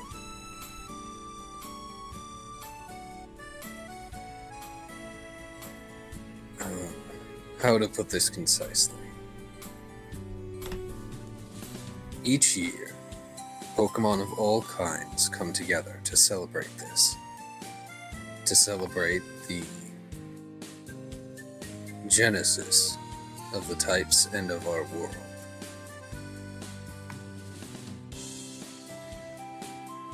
Usually in better off communities like Sea Spray, this will be a big communal event everywhere. Generally with platters and dishes shaped like the plates and food for each typing. The festival is also a time when we set aside differences and allow even unsavory individuals into our midst. Suffice to say, those that break the sort of truce that the festival implies do not make that mistake again. But yes, Zeal is correct. It involves a great deal of food, mostly. Not everyone can celebrate in the same manner. But Savantown has tried for the past few years to make it work. And so far it's gone well.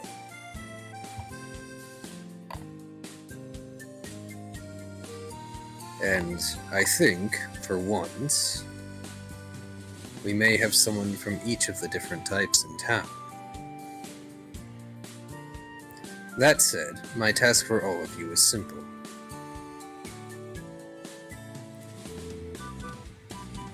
In general, I would like you to help with the preparations of each of your respective types' meal, as it were.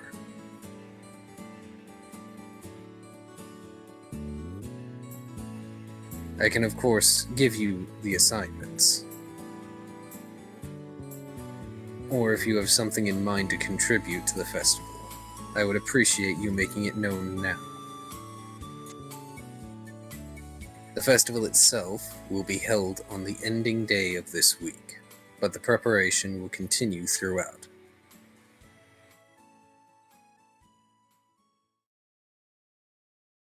There may also be contests or team exercises, but I intend to keep all of you busy with these preparations. And he looks over to Ralph, seeming to decide to do this one by one. Ralph. I like standard attention. Do like a salute. Since you are one of the normal types here in Savantown, I am going to send you to the bakery. Oh, That sounds like a big mistake. that sounds good. Also, Ralph is normal confirmed. Normal, air quotes. Hey guys, I fit in. I'm a normal type. That said, you will not be directly preparing any food, as per request by the bakery staff. Rather, That's me.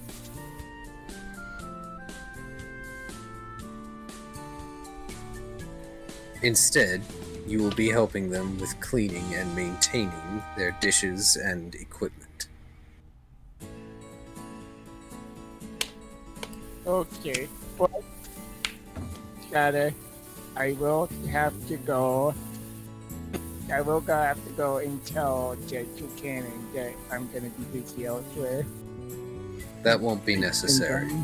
I have already done you the favor of informing the postmistress of your leave of absence. Oh, that's devastated. Of course, you can still tell her if you so desire. Just that I have made sure that she has been informed via piggyback.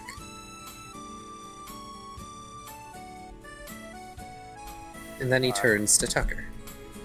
Well, looks at Tucker. Tucker also stands to some attention, paying attention. Perhaps it is too obvious, or may seem as though I am favoring you, but I am assigning you to work with rides. There is a great deal of food that tends to be made during this time. So, We are trying to spread out the duties of creating said food amongst the citizenry. I would like you to participate with Rise in the creation of the Dark-type dishes. Though, keep in mind, it may not be something you are prepared for. Ominous. Tucker's eyes do light up at the mention of working with Rise.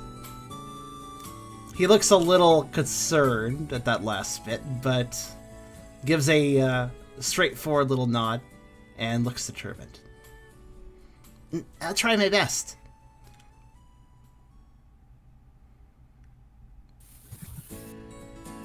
Tucker, you cook dishes with your idol. Ralph, you're busting dishes. It's only because they don't want Ralph eating the cookie plates. Or should I say biscuit plates, because they're technically cookies. And yes, the normal types are basically making edible plates. Like a basis, a platform, so like cones, tortilla shells. Cannoli. Tucker does seem to contemplate and kind of under his breath say, I wonder what a dark type dish is like. Bitter, probably. It's just Or- coffee. he's It's not just coffee. he may have not strictly had a dark type dish before. Oh yes, dust coffee. Well- I like that idea. Coffee is now the common quote-unquote dark-type dish, the Chestoberry coffee, but in the interest of actually making the traditional dark-type food, I'll leave it a bit of a surprise. I mean, The sure, would be the ghost type food. coffee is not a dish, it's a drink, though. That's the thing. So I can understand it's a dark You type can have drink. coffee but- cakes. Well, you need Okay, if that's true, I guess you can make coffee versions of food. Yeah. Rook, you are our town's sole water type, aside from Simpor. Semipor still has to deal with the orchard, unfortunately. Though they will be making contributions alongside the grass-type Pokemon in town. Rather, well, there is the Mute Squirtle, yes, but Fangoro is not counting adorable Mute Squirtle, mostly because they can't help. Just have the child do what you're cooking. I'm sure that'll go fine. In the interest of trying to keep the traditional dishes around. There is a delivery of seafood coming from Sea Spray. It will be on you to bring the delivery here once it has arrived. That said, I am not certain how versed you are in preparing seafood. So we may need to ask one of the others to help make it. He sort of scratches at his cheek a bit, knowing that this isn't exactly the most optimal assignment. Of course, if you want to cook it yourself, then I can't stop you. Considering you are the sole available water type, I mean...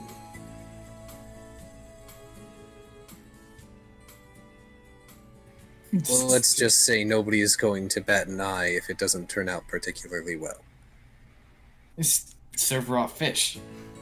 What are they gonna do? He could sushi it. Oh, look at Yep. that. Oh, nice, Frick says enthusiastically. Well, I went to a sushi bar a couple times in Sea Spray, but I doubt I could do very well.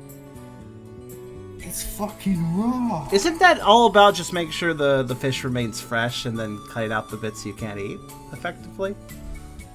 Kind of, yeah. There's special ways to prepare sushi such that it is not bad for you.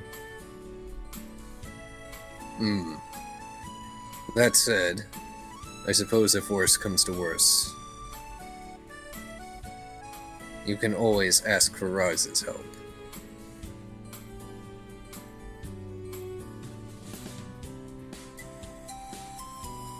Now then. Pangoro turns his attention to Lizard, Zeal, and Riley. As for you three... God, we're stuck with Zeal. There are already plenty of fire types around helping with the preparation by making their own food. That said,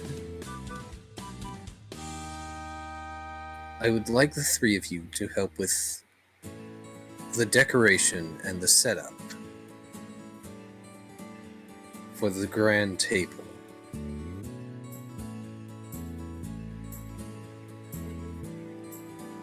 And then he sweeps his eyes across the group. The table itself will be down the main road. Since it's going to be set up over several days, it's going to be a bit of an obstruction, but it will be necessary to ensure that everyone has a place at the table.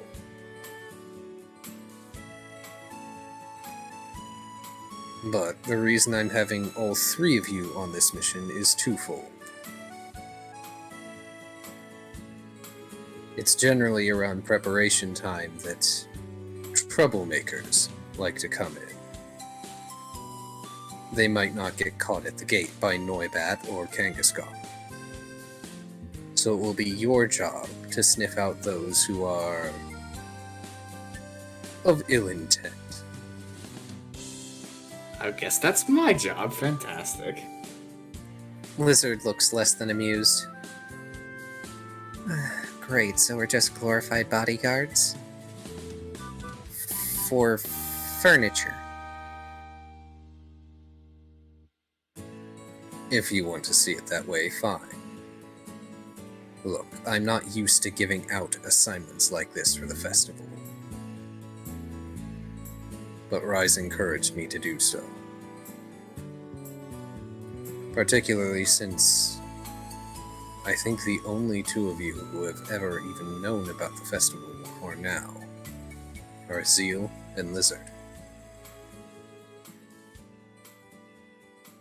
And even then, I doubt either of you has experienced it properly. And honestly, I would like all of you to become a part of it. You have a home here now. He actually tries to smile. Oh, Ralph gives him a hug. Hey. The smile is immediately gone.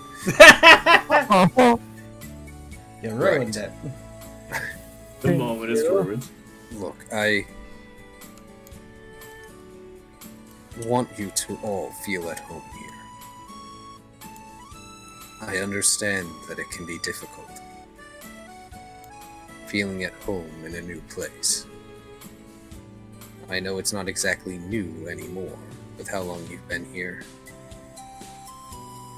But perhaps now that you have your own place, it will help.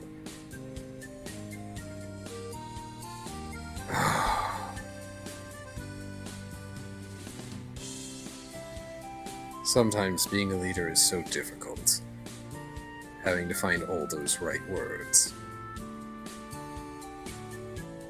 In any case, off with you. Ralph, you will be able to find the bakery on the other side of the oasis. It is run by an Alcrete. And no, you may not eat her. I have heard that joke many times before. Ah, yes, murder. Poignant way of putting it, I guess.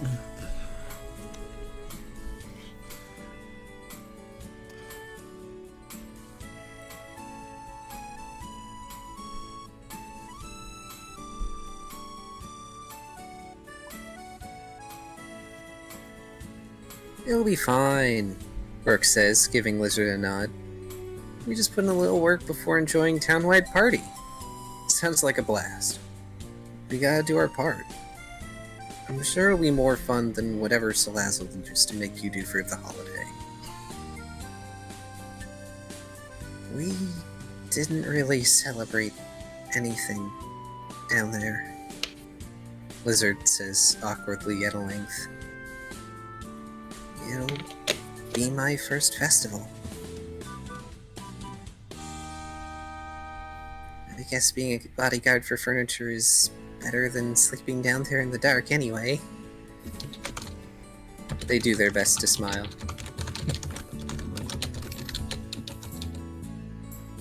That makes all of us, Brooke says. So let's make it a good one.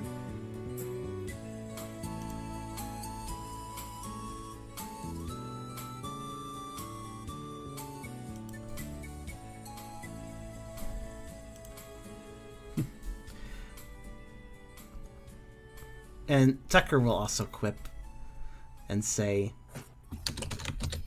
Well, I have wanted to learn more cooking, so... dark-type dishes. I don't know what that would be like, but... I might want to get good at that.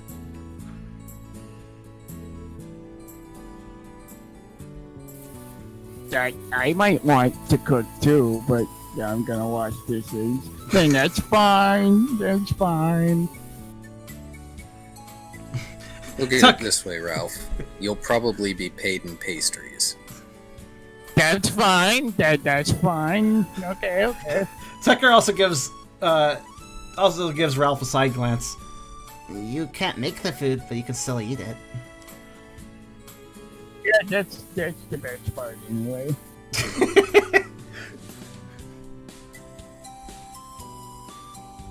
All right. We've got our assignments, team. Let's get it done, Brooke says, ushering them out the door. Brooke. You will need to pick up the package at the post office. It should be here tomorrow. But I have your stream on like low volume in the other tab, because like if it's muted, I don't think Twitch counts the view. Oh, and like I can hear you laugh off mic, like off comms. It's great. I'm in two places at once. This is what the power of a Shidoxine has. I have so much presence, I exist in two places. I think that just means you're really fat. Takes one to know one. Yeah. Alright. So, would you like me to describe what goes on during the week? Or would you like to roll and see how well things go for you? Can I say one thing to Pangoro before we leave? Of course. Before being ushered out, Riley will look at Pango and just ask, "Do you trust us?"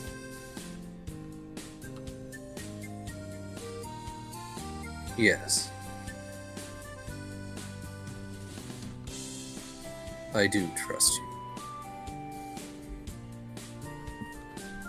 After everything that has happened thus far, I have no reason not to.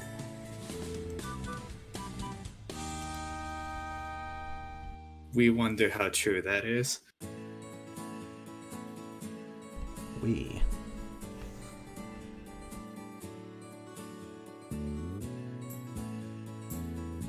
Lizard gently nudges at Riley, trying to tug them out the door. Riley will go.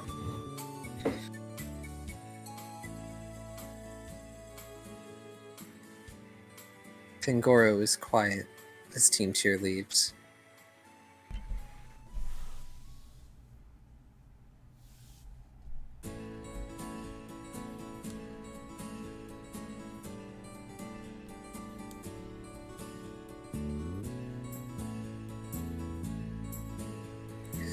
So, would you guys like to roll to see how well things go? Or do you want me to describe what happens during the week?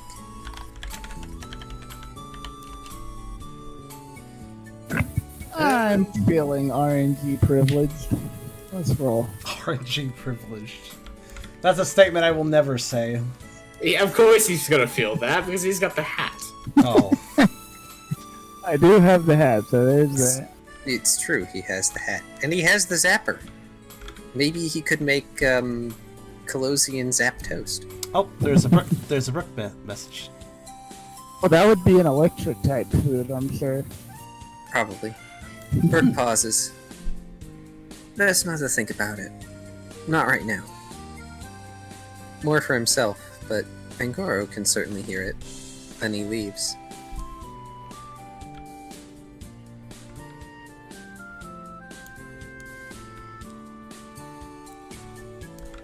Tucker does also make note of the tension, or rather, the slight awkwardness there, but says nothing, at least not right now.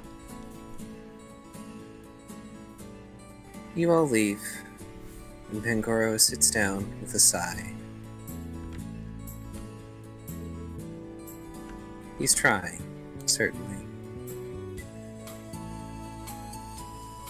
But it can be hard to change after so long.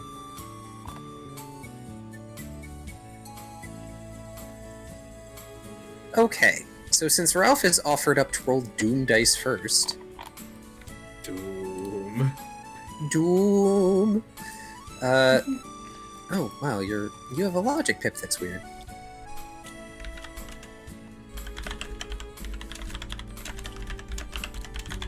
There. Me.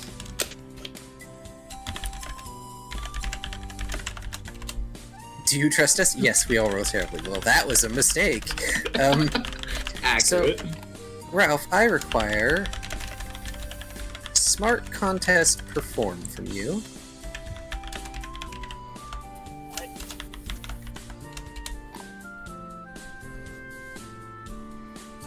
All right, so he's we are rolling for the results of how the week goes for each of us. Unless you don't want to roll, in which case I can describe how it goes. I'm giving each of you the option. I think... Is anybody here going to say they don't want to do a roll? Well, I think Tubby might be regretting his choices here. Well, I have the hat. I'm gonna hat that. Okay. If you get a 1, I'm gonna laugh so hard. I hope He's not you going to realize. get a 1. He's gonna get a 0. That's what I was thinking too. Aww. On R&D privilege. Oh, well, he got one more. So it improved it slightly. Well, it's still better than, 4 1s. So, Ralph, during the week, for the most part, I'll assume that you do meet up with Mawile at some point during things. Yeah, let her know I've been promoted from male person to dishwasher. Kind of. You make it to the bakery, and there is now Creamy there that has, little star-shaped decorations on it, because, the El Creamy have a bunch of decoration variations. Charm would know this suffering. Oh, which one is it? El Creamy star-shaped decorations. Ah, okay. So, are you, really ice cream, or...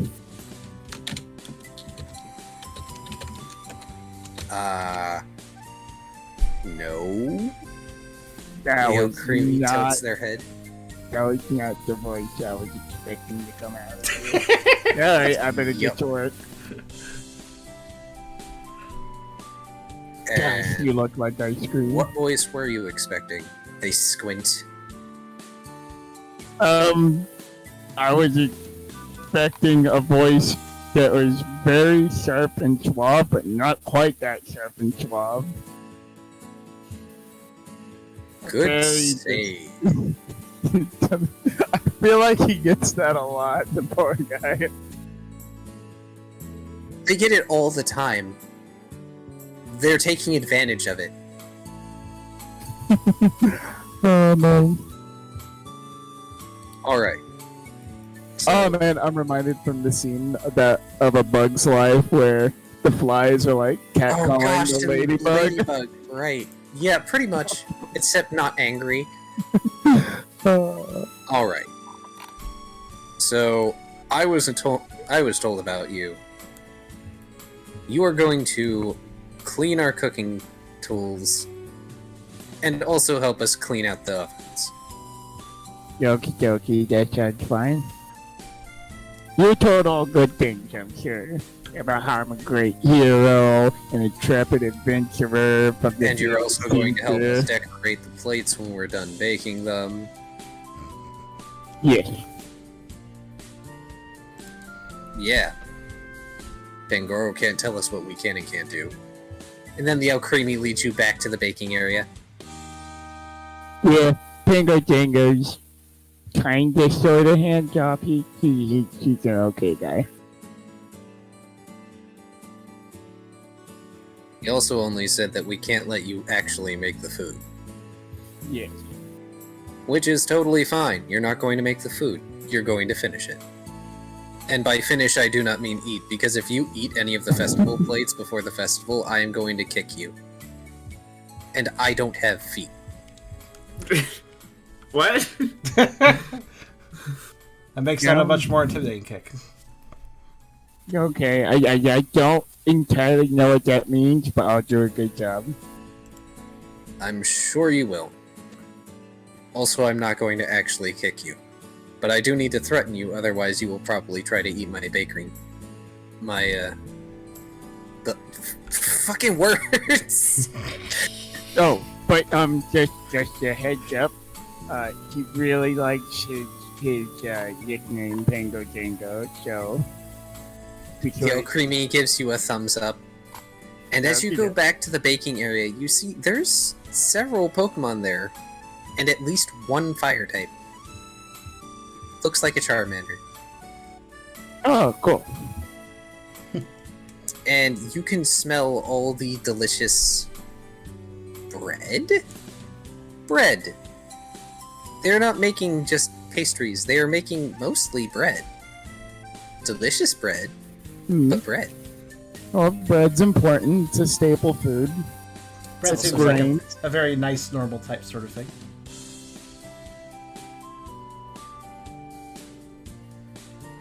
You need carbs. Carbs are daily energy. Yes. And another Alcremie shuffles around and pulls out a tray that has long... It smells like they're cookies, like they are kind of slightly sweet, and they are shaped like the plates that Arceus can equip and has around them. Oh, that's brilliant. I see where this is going. Yep, every year. We're getting pretty good at it at this point. That's good. Oh man, this smelling food is so good.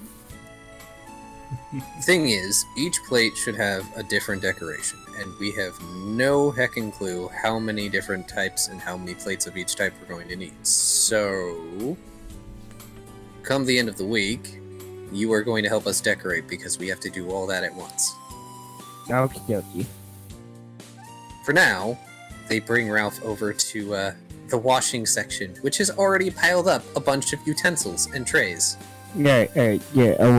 The smell is not quite as intense here. I might need to invest in a muzzle because I'm not gonna lie, the sensation is really, really clawing at me. But a muzzle That's stick fine. to that face? We enlisted the help of somebody else. They'll probably keep you in line. Just two cannon.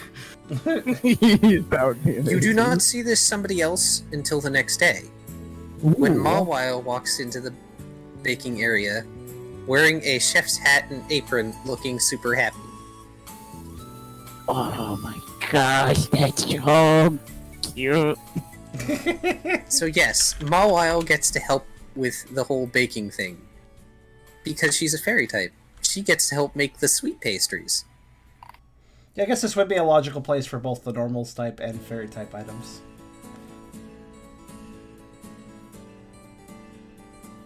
And let's just say, it goes fairly well. The cleaning thing is easy. That's not what the role was for. The role was for the decorating, which you did not screw up. That's good, as long as I don't screw up. Oh man, I feel like Ralph would drool just about as much of seeing Mawile in the cute chef's hat and apron. Well, good thing you're over a sink, so nobody will notice the drool. So long as you don't drool on the clean stuff. Spit shot. Yeah. Something, but I heard munchlax have antibacterial saliva or something. Just to excuse the drool plates. I think it's a dog myth. Yeah. Did I tell you guys the soap and water joke already? No? I think so. Kyrio's little comment, by the way. Do you trust us? Yes. We all roll terribly. Well, that was a mistake.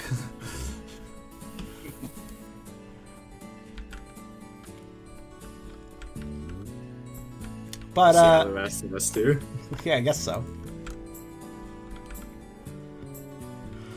Go down the table, I guess?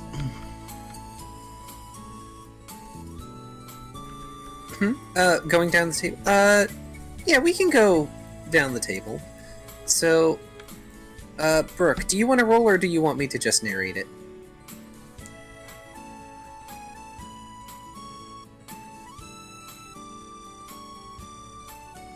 Definitely think rolls make this a little more... Well, it allows for more gameplay engagement. Even if it might prove risky. Okay, so from you, I will need...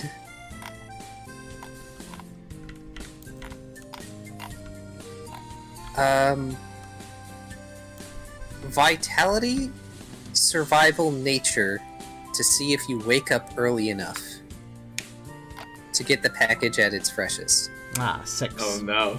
He's gonna sleep in. Oh, that is a problem. If he does. Ooh. That's pushing it. Yeah, it's tight. Bursting in the door. You wake up the next day and realize, oh shit, it's later than you intended to wake up. Your new room is too comfy. If there is such a thing. So you're woken up to the sound of Riley pacing outside. So here's the thing. Are you going to use the Pioneering Club kitchens by yourself? Or are you going to make somebody help you?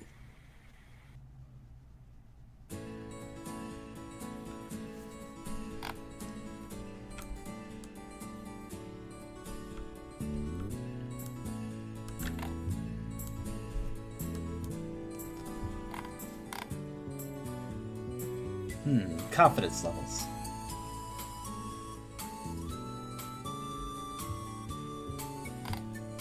He was already told that however it turns out, everybody's gonna be really okay with it because he's kind of, you know, one of the few water types here. Definitely gonna rope Blaze into help me. Probably via ambush.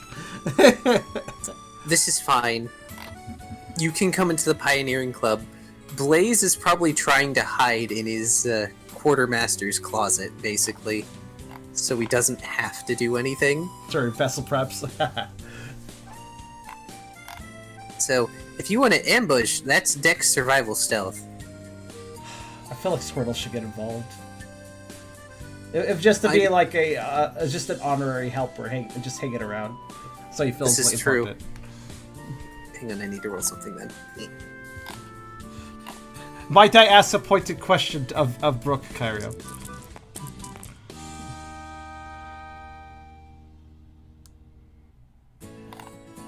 Or rather, a question that kind of puts him on the spot, to be fair. Oh, sorry. Go ahead and ask your question first, Charm. Okay. I'm just wondering if Brooke, knowing that, because I know that Brooke knows that the Squirtle is fond of him, I wonder if Brooke will bring the Squirtle into the proceedings, since Squirtle is kind of a lonely sort, doesn't have a lot going on, and may enjoy the company. And also just being a part of the thing. This is not demanding that Brooke do this, I'm just wondering. And while you think on it, the roll is Dex Survival Stealth to ambush Blaze.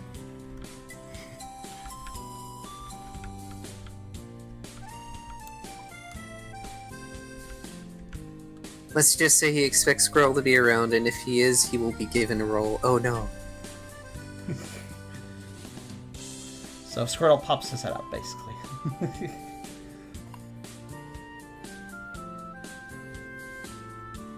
Also, apologies for talking over rolls.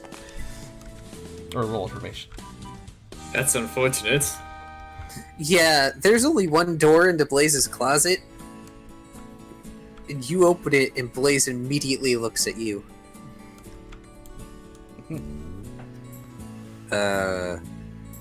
Can I help you? Blaze also notices the package that you have with you. This package, by the way, smells of the sea. It smells of fish.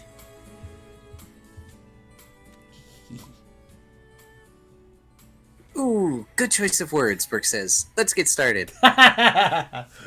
Wait, what?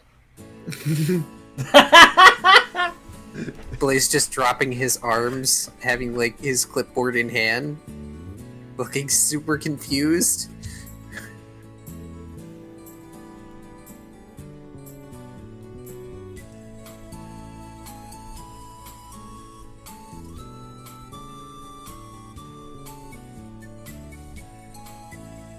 I am fond of this.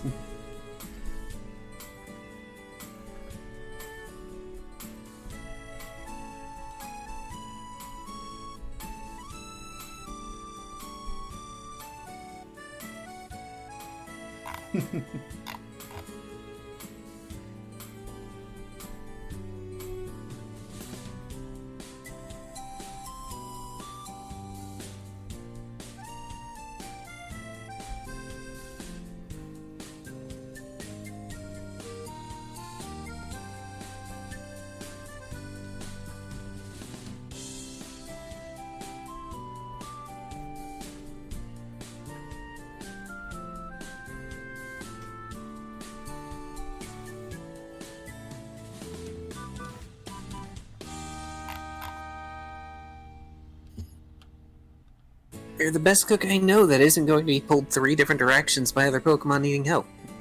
I'm in charge of water-type dishes and don't know a thing about kitchen. So chop chop! Diplomatic. Don't know a thing about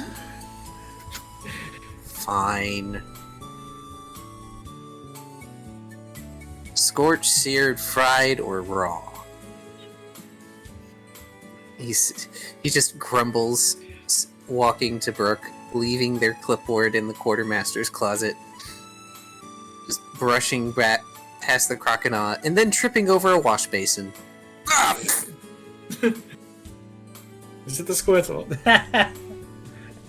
Why else would there be a wash basin on the floor in front of the door? What other mobile wash basins are you aware of, Eragon? Zeal. Oh, well, maybe. That's fair, but Zeal is currently roped into other things. Hopefully with a physical rope. This is correct. Lizard would have them on a rope. In fact, it wouldn't even be Lizard. It's the female Pyro. Guess if anyone knows how to rope him, it would probably be one of his own tribe. Mostly because Lizard demanded they keep track of Zeal, because Lizard can't handle keeping track of Zeal and setting up everything and keeping track of Riley all at once. That's fair.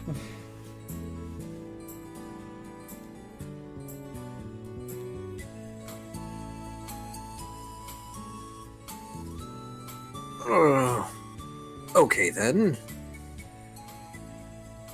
This is how the week is going to go. Got it.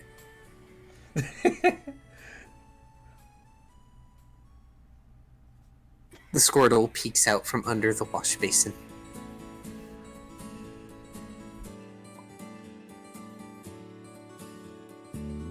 Brooke thinks a moment.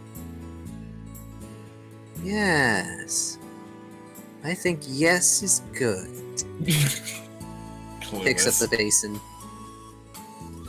Hey kiddo, wanna help? The Squirtle gives a double thumbs up. Somehow they have managed to stick to the bottom of the wash basin. They seem good at that. I think they did that before. Yes. And then they fall out of the wash basin, thunk on the floor, and spin a little bit, still giving the double thumbs up with a big smile.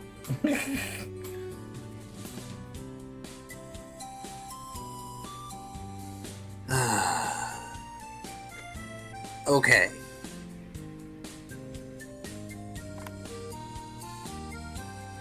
So, if we're going to be making all of that, we're going to need some time in preparation. Rise is going to want to use the kitchen. Wait, maybe he won't.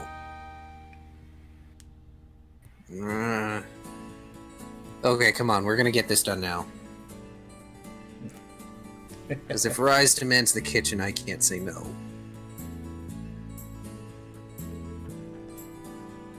We've got a kitchen, Brooke says.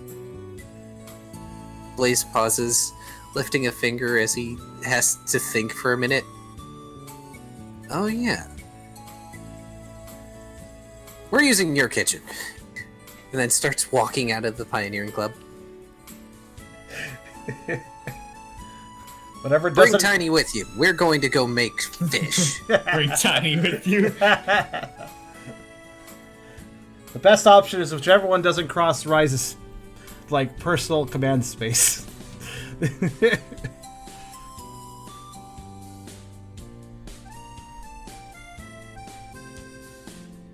Tiny. I like it.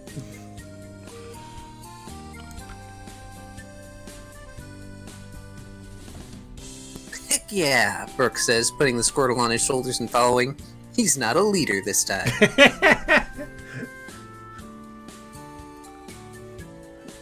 Okay. Last roll. Dex contest perform.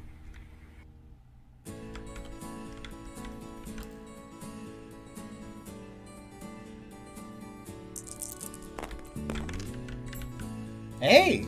Pretty Wow. Wow. good. In fact, really good. So during the week, Blaze does testing. Blaze also stays at your house.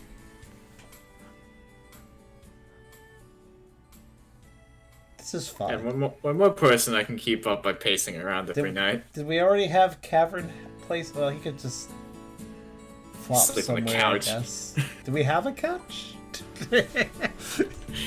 I mean, you guys don't really have a couch, but like in the quote-unquote daycare area, there is sort of like the sofa-ish thing. Rise. Blaze sleeps in the daycare, tells absolutely everyone nobody speaks of this.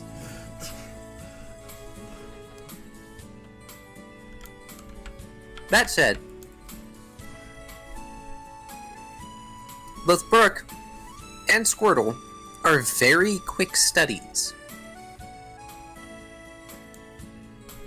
And he does a lot of testing on various vegetables and things, showing Brooke as well as the Squirtle how to cut, how to not hurt yourself when you are cutting the seafood, and how to cook the seafood. He also kind of proceeds to cook the seafood fire-type style, with his own fire. And then he has to stop because he realizes neither of them can do that, so he's stuck using the stove. Which he has to, like, shoo Hot Dog the Houndoom away from because Hot Dog was using it. Poor Hot Dog. Mostly to make, like, a charred meat dish because dark and fire, but, you know. Suffice to say, by the end of the week, you have pretty decent water-type dishes of every type except raw, because you don't have the proper stuff for raw. Wait, I just realized the water type dishes are just straight up cannibalism. Like the water type dishes are just other water types. Well, I mean... It's fish and crustacean, and there might be kelp or seaweed stuff normally, but Water types. they couldn't get that. Surprisingly enough, things that live only in the ocean tend to eat things only in the ocean. This from a I don't know, just from this perspective, it seems it's kind of funny. It's like, oh, traditional water type cuisine. What's traditional water type cuisine? Oh, just more. What's traditional dragon type cuisine? Just Magikarp. I mean, you can pull over some seaweeds and stuff too, I'm sure, for a water type dish. Some Wooloo for the dragon type. They were not capable of getting seaweed. Wooloo for the dragon type, that actually is... Yeah, that works. Oh, man. Oh gosh. Roast Wooloo. Some people would be very upset by that. Wooloo's cute. You're lucky you didn't say roast Flaffy or anything like that. Somebody over in this head would take issue to that. Roast Flaffy. No, that wouldn't work. They're already coursing with electricity. It would be paralytic. Could. Lulu would be a safer dish of sheep. Besides, Faynell would. No, I can't. I would can't. say many things. I have other things to say, but I'll say them to you via message later. Yeah, I don't really want to remark on a lot of stuff Faynell says anyways. Not because Faynell made a cameo, they don't need to come back right now. Not because it's bad, but because they're generally not safe. Stream safe. It's true. Anyway. Besides, obviously Faynell is not an herbivore. Yeah. Moving on. So, it may just be that Brooke and Blaze and the Squirtle have the best dishes out of the whole bunch. So, I guess we'll go to Tucker next.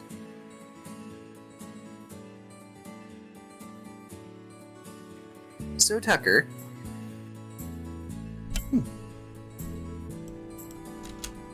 Are you gonna roll, or do you want it narrated? We're gonna roll with it.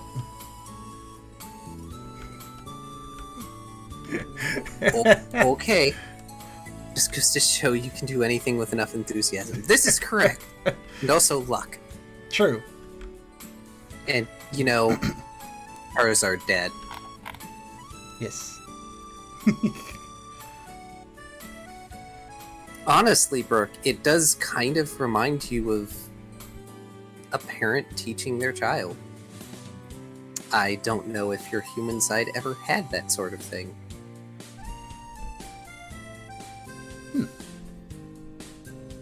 A memory to fall back on that you might recall.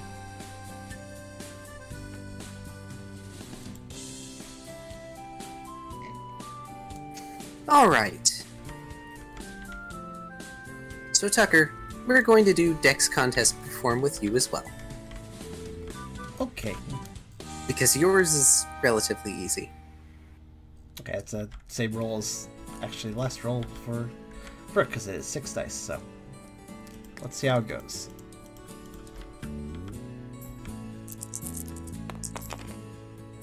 Yeah, that's pretty good. Okay. Now I need Strength, Survival, and Stealth. Oh, okay. It's stealth. Doubling up on me. That's an interesting roll. All right. Strength, survival, and I do have a point in stealth. I forgot I had that. So while you're rolling that, you go to Rise, and Rise doesn't need any explaining on the situation. He knows why you're there. But the one thing he does ask is that you leave the egg with someone you trust. Oof. Oof. Not stealthy.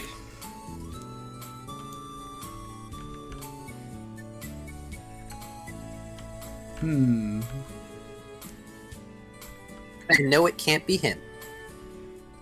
Him? Because he has to go out and get the ingredients for things as well. Him. Or Team Cheer, not Team Snake. That's true. Yeah, none of us. But I think I know why that role was. I think I understand why that role was there. That's fine though.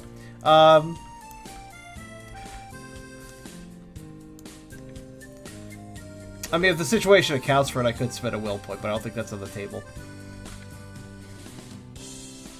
Yeah, egg. Actually, I was already moving the egg before you even said that, because Tucker would actually leave it at. I'll just at the base, wrap it up in a blanket, and keep it out of the proceedings, because there's quite a bit going on.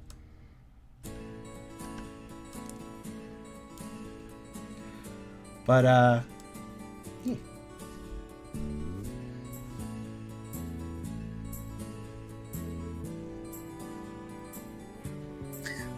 I'm sorry, who are you leaving the egg with? He's just got to keep it in his room during the proceedings. Plus, he can check on it every night, right? It's not like he's away from home for a long period of time. True. It's also like there's not anyone not home at most of the given time. Mm-hmm. Just keeping it safe in his room, wrapped in a blanket.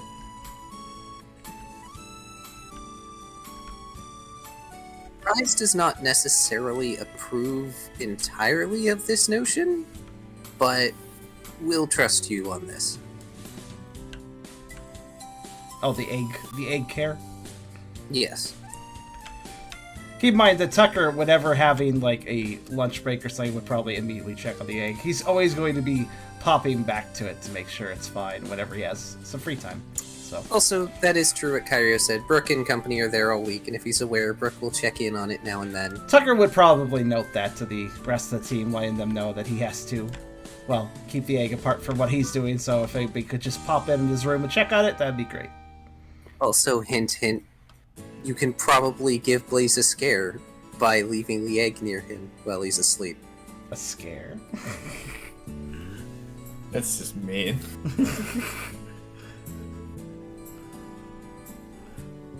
Because mean pranks.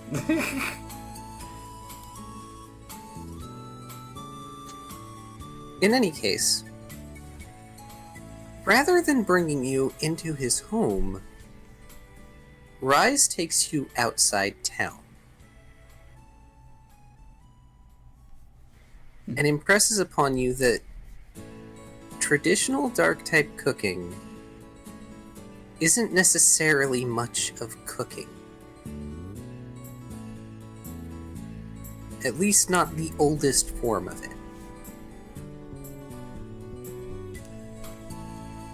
And he has to stop after you both get a ways out of town, and asks if you're ready to actually hunt with him. I had a feeling about this, actually. Tucker is most certainly at first confused about leaving town. He was almost assuredly expecting to head over to the clubhouse kitchen with Rise, but as this is explained to him, he looks quite he looks surprised, but also interested. Oh gosh, now I really am concerned about that roll. Is there anything we could do to that roll? Well,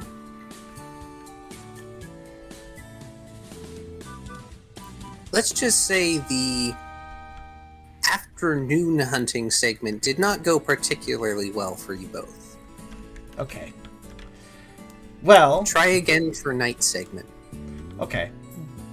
I guess let's go through the day segment first. If I space out these rolls, maybe they'll go better. But I think the problem is doing two back-to-back. I can't have two good rolls in a row that quickly. Yeah, wait, there's a cooldown period, you see. So, during the day, Rise reviews the basics of hunting as well as ambush with Tucker. Because for the most part, that is how dark types dealt with obtaining their meals. At least the carnivorous ones. He, of course, has cleaner methods of doing things, but since they are going to be making a traditional meal with you, it's better to do it the traditional way. And so, Rise demonstrates at first by enlisting a pick-a-peck, and then waiting with you, hidden while the pick-a-peck sits out in the open, not unlike the Zazu scene in Lion King. Oh god. And then he proceeds to pounce the pick-a-peck, who screams in utter terror for about 5 minutes, while Rise does absolutely nothing to this poor thing. Just having it under one paw, and then lets it go. You see, puppy? One of our best assets is our ability to surprise and subdue our prey, without them ever knowing we were there. Tucker nods at this. The whole scene and the whole event, well, there's a clear bit of uncomfortableness with it at first, as the concept is being presented to him. But as he sees the kind of raw, wild energy, the natural energy that it presents, he's quickly reminded of his hunting sessions with Zeal. While Zeal had a different approach to it, it's essentially the same thing and the same purpose. So after a little bit, he definitely becomes more comfortable with it. Unfortunately, your first attempts at ambushing don't go particularly well. While the concept works out well enough for Tucker as he gets into the groove of it, he's still not exactly exemplary at hunting. When he was working with Zeal, he definitely was getting quite a bit of assistance from Zeal, Zeal being as go-getting as Zeal is. He never really properly hunted by himself, so indeed, Tucker has a little trouble at first, and probably hesitates, and makes a little too much noise. Indeed you do. And while you do manage to pounce your prey, they manage to squirm free. Unfortunately, you were not able to leverage your weight in such a manner to subdue them instantly. Not that Rise is particularly chuffed about it. Question, actually. When you said he enlisted a pick-a-peck, was that like a pick-a-peck from town that was being... Yes, Okay. they were being used as a demonstration. I was kind of curious, considering how long they, like, freaking cried out. I guess Rise is just very effective. 1, Rise is effective. 2, Rise has a reputation.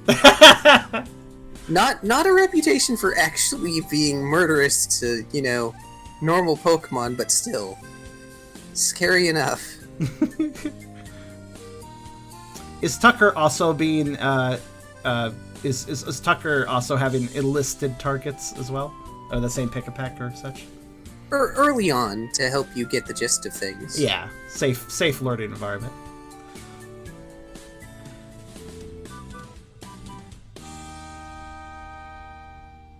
Oop. Sorry. That's quite okay. I wanted to... Would you like a song change? A night song would be good. Okay.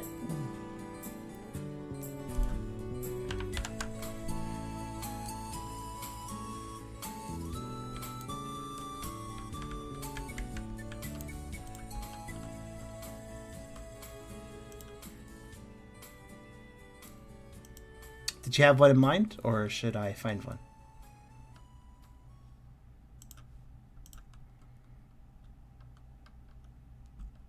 Just a moment, folks, while I pick a song out. 62 will work, since it is a night song. Okay, Vince one? Yes. Alright.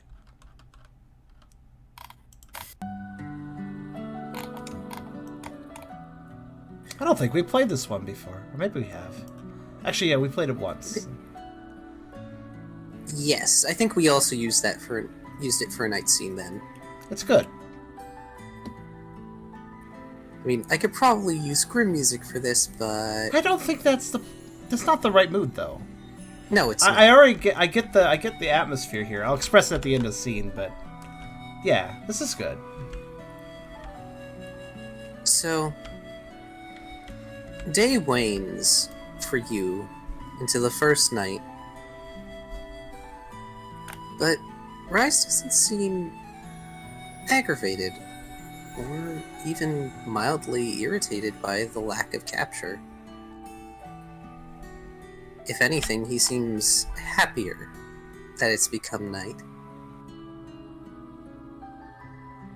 Did you see your fur, Tucker? Many dark types have dark fur. We're good at hiding in the shadows. It's what we do. Most of us, anyway.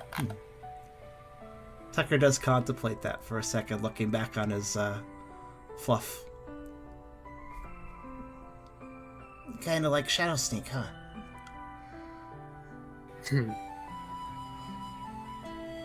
Except that is a move for ghosts. I learned it a while ago. I told you, didn't I? I learned it to protect people. Tucker sort of smiles at that, giving a small nod. My skill set isn't good at protecting, no matter how hard I tried. But I've made peace with how I am. So don't fight against who you are either, Tucker looks for a moment that he wants to argue that statement that Rise isn't good at protecting, but he just nods and maybe even bumps gently his side against Rise for a moment, as if to indicate that, well, maybe that statement isn't completely true, because he does feel a bit protected. Rise shares a brief moment with you, and then hunkers down into the tall grass. His eyes are watching movement in the night. Pokémon that are foolish enough to come out in the dark, where other predators are at play. Tucker also hunkers down, and while he hasn't had a success, he is at least refining some of the process. And at this point is probably alright with settling down in the grass and being unseen. Alright. Time for you to try again. He encourages you. Go ahead.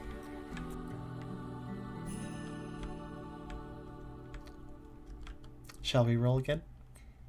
Yes. Same roll as before? Yes. Strength, survival, stealth. Okay. 7. Let's do it.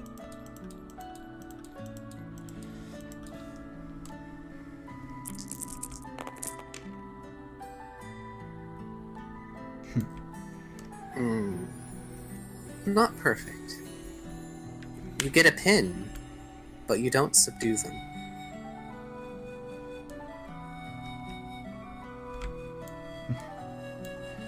Tucker has quite the disappointed look on his face when this Pokemon scampers away. It doesn't get far. There's a moment where something blurs past you. For a brief moment, there's a thin, red arc in the moonlit night. And you see Rise there, sitting before you, having captured it in its jaws. He sets down the prey, watching you with eyes that gleam like twin moons. A good effort, puppy. But not everyone is like me.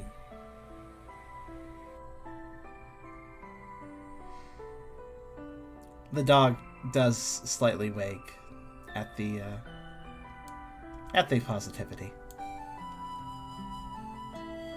Oh, we're not done. It's good that we're here at night now. I think we'd disturb a few citizens if we brought our prey back as it is. Well, that's necessary. I hope you're ready. What comes next is unpleasant. By modern standards, anyway. Tucker seems to flatten his ears for just a moment, but they don't flatten all the way. He looks more inquisitive after an initial reaction.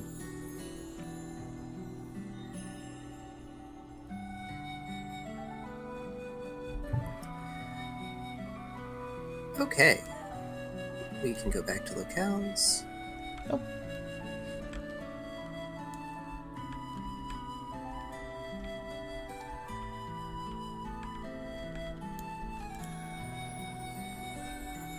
If this is a scene change, I will say one last thing. Yes.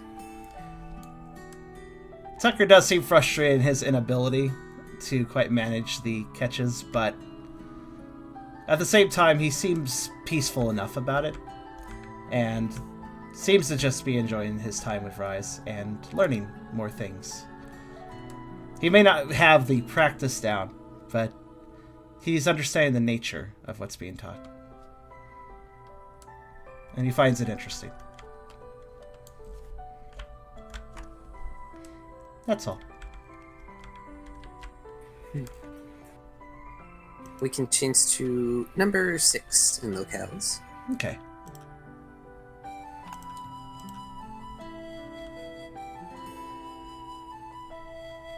Also, I apologize, Eragon. I know it's late. We will get to you shortly.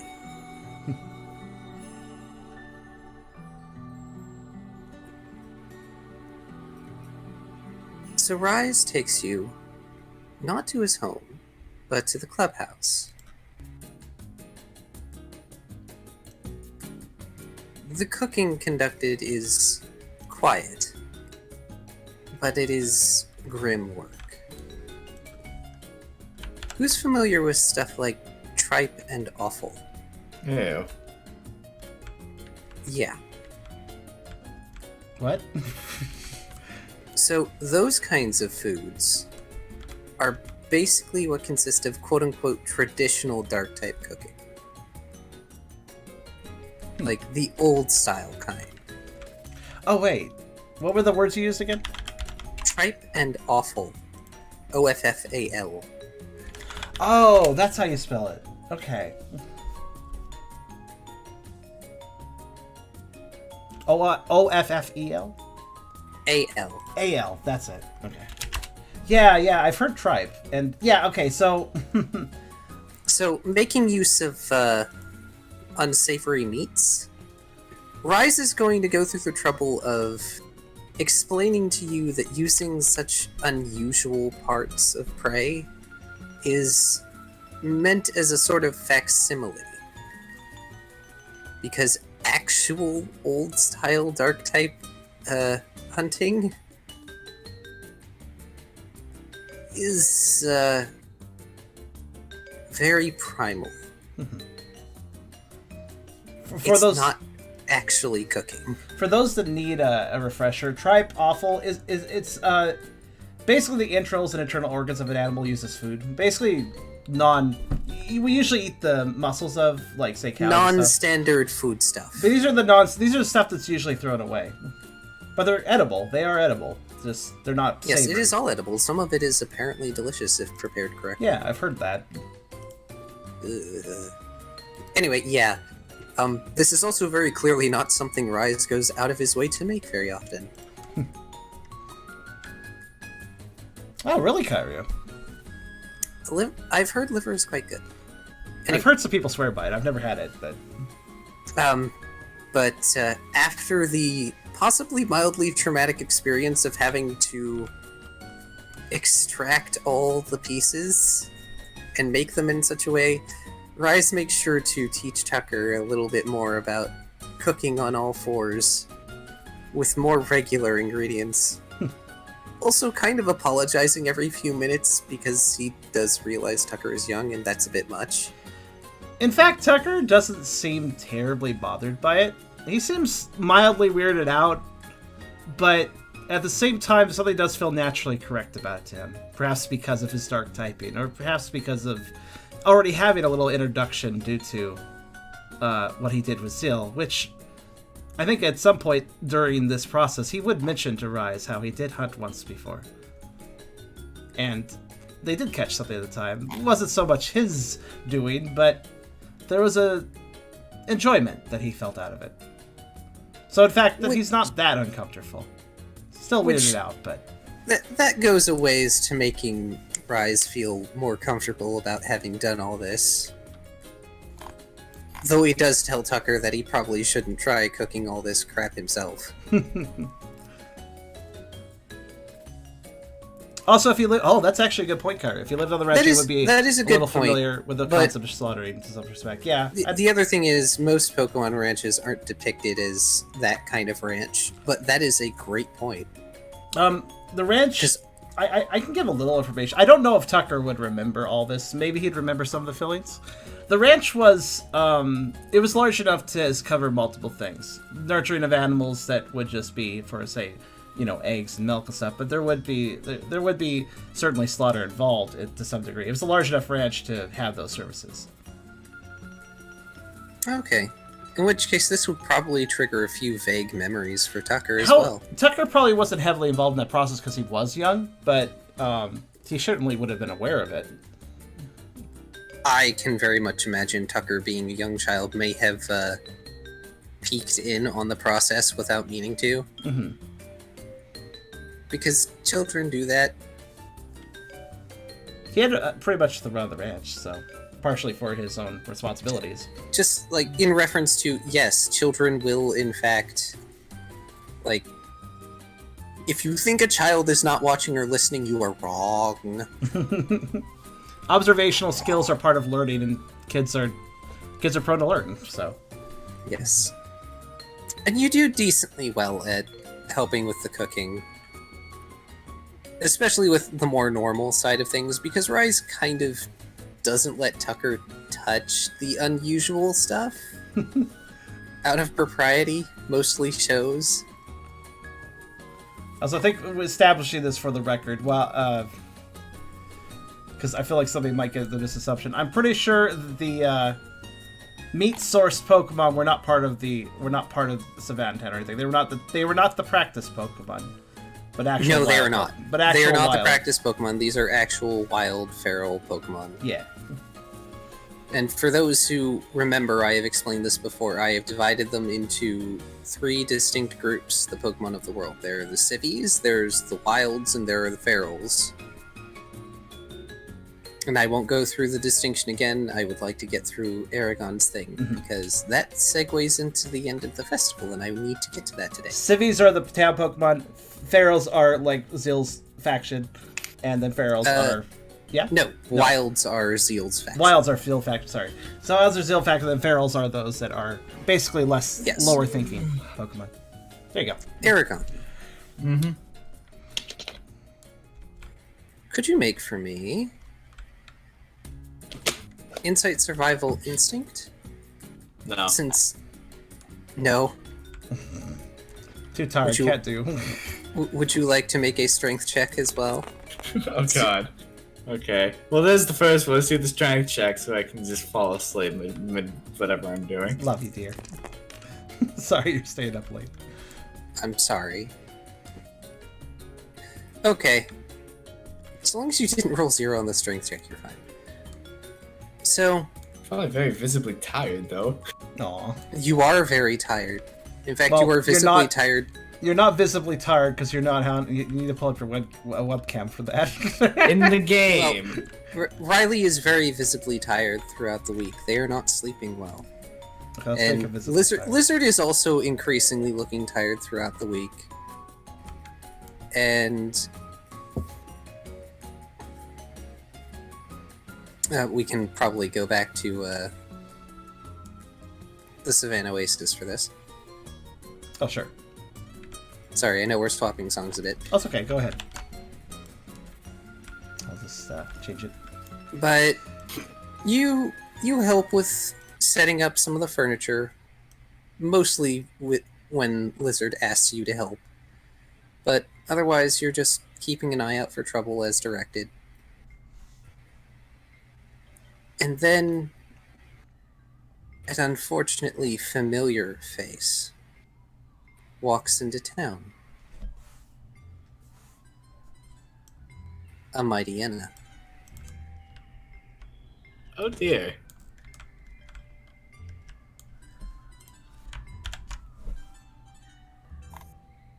Are they just walking in, or are they walking in menacingly? No, they are not Jojo walking in menacingly. Walks at you menacingly. It's just standing there. Who's observing this? Is this Riley's observation, or? Yes. What again? Just sorry. What is Riley, Lizard, and Zeal doing again? They are helping set up the grand table on the main road. Okay. As well as keeping an eye out for troublemakers, because generally the more unsavory types are prone to coming in during preparation. To kind of slink in, basically. When things are less Riley? active. Now, mind you, the leader of the Shadow Scavengers has not come with his whole pack. But he is coming in here with a confident swagger. So he's got a few of them? No. Well, he has, like, one or two nearby. Ah. Not that he technically needs them. He's smirking. He knows he's not going to get in trouble right now. It's the festival. So long as he doesn't do anything, nothing gets done back.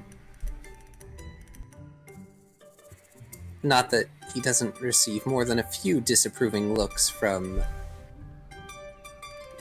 every pioneer that happens to notice. I don't think Lizard knows this creature. No, I don't think they do. In fact, I don't think Zeal knows this creature, so Zeal's not paying them any mind. Would Zeal know by proxy? Weren't the Shadow Scavengers causing trouble for his group?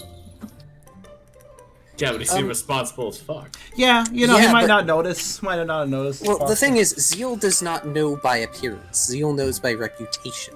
Right. And since part of the whole social contract of politeness, nobody's mentioning anything. It's mostly glares. Because if someone says something, it'll probably mean trouble, and nobody wants trouble right now. Right. Everybody's holding their tongues. Riley, you remember this creature. You remember that looming shadow. That grim and haughty smile. It's a memory associated with pain and loss.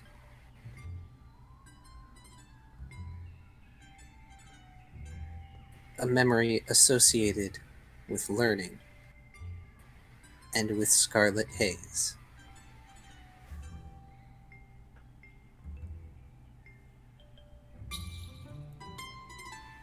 Riley?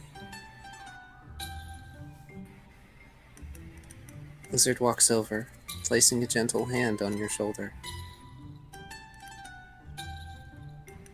Are you okay?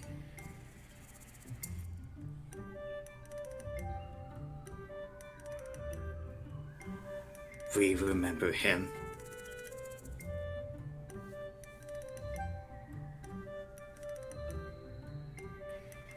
Lizard looks at the mighty Enna, who seems to notice. Either they don't really recognize Riley, or they're choosing not to. He smirks and chooses to wink in a salacious manner towards Lizard. which Lizard responds to with a deadpan expression of disgust.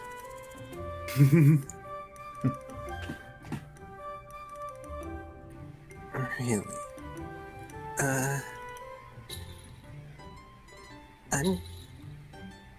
Where do you know them from?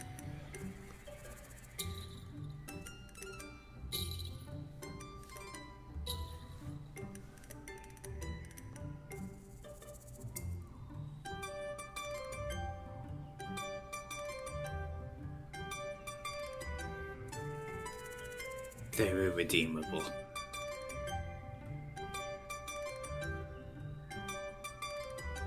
Take your word for it. But we can't do anything. Rules of the festival.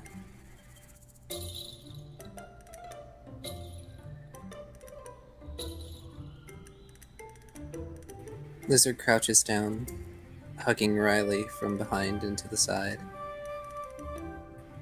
Even if they're bad, we should be better.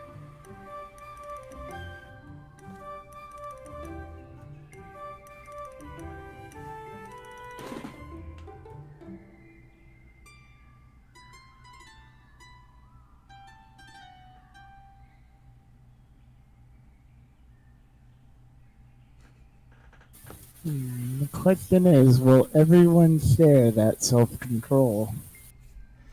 A good question. Hmm. Will you even notice them amongst the crowds that are there on the final day? I feel as if one Or will might. they even be there?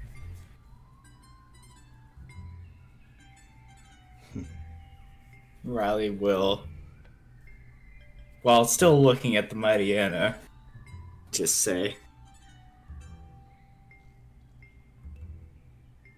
After what we've already done, it's more. What was the last part? What's one more? Yeah.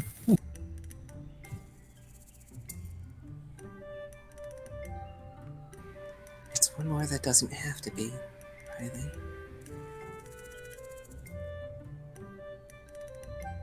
I think we're done for today. Will you come home with me?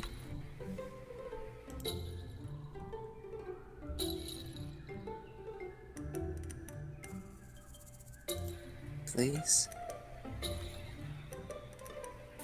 We should find Tucker. Yeah, I feel like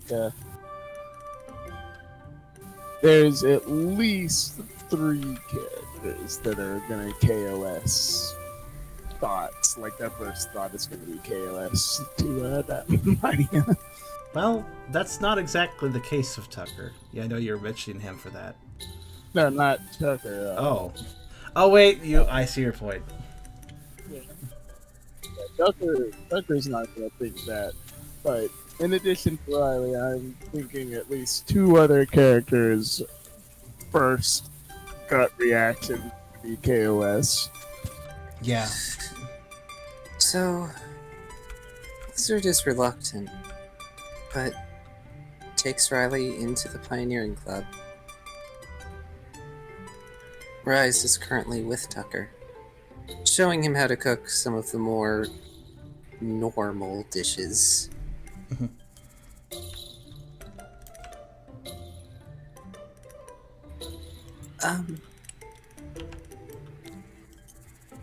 Tucker, Riley wants to say something to you.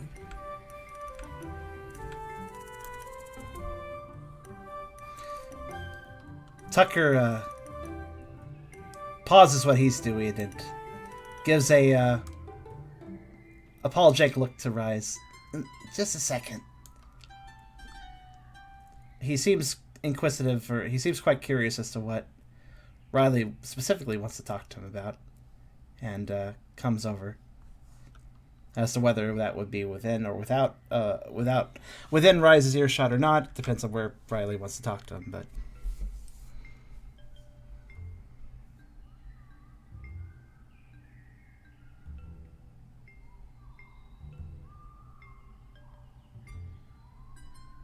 Riley will just look at Tucker for a moment, seeming almost sad.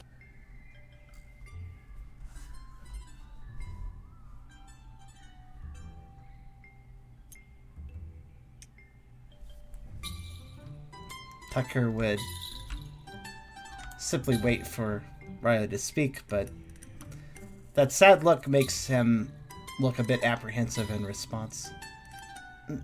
What? Is something wrong?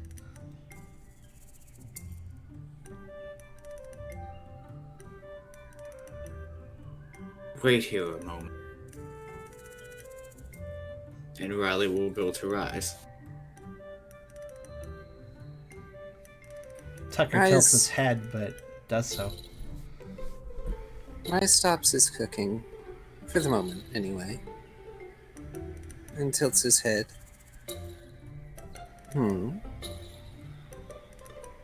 Is there something I can help you with?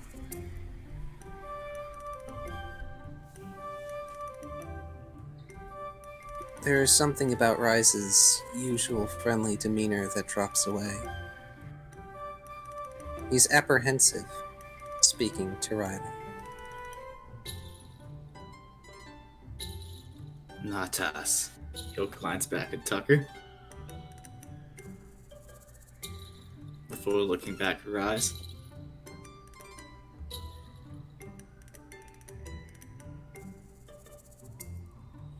Keep him close.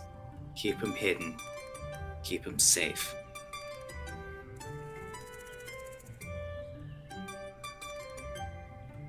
You have nothing to worry about.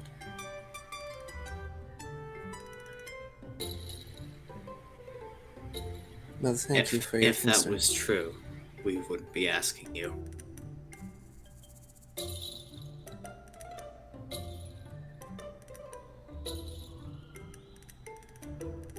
You didn't even need to ask, Riley. It's all I've wanted to do. Now, if you'll excuse me, I have preparations to finish. Come on, Tucker. I want to show you the next step. Tucker hesitated a moment, does come right back. He still seems kind of confused, but doesn't say anything about it.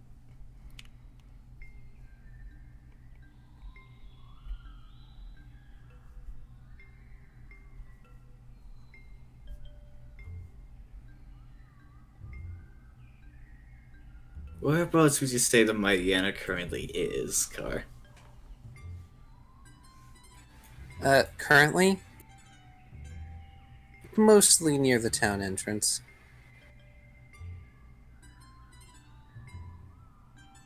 Riley will likely try to approach him.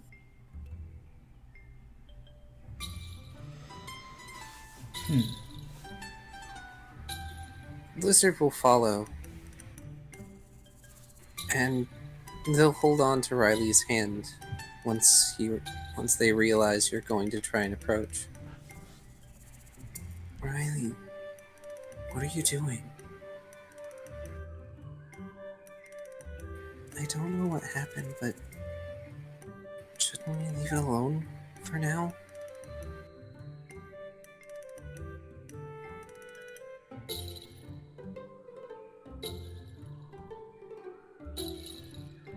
For Tucker's sake, no.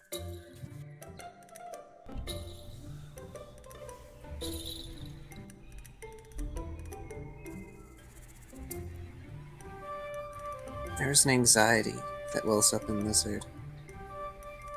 It shows in the way that their markings flicker.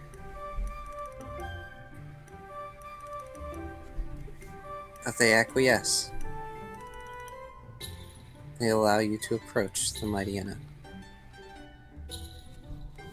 Following behind, but they allow it. The Mighty Anna notices, smirking. And who's this squirt? You know, you remind me of someone I really don't like. Interesting, doesn't seem to recognize.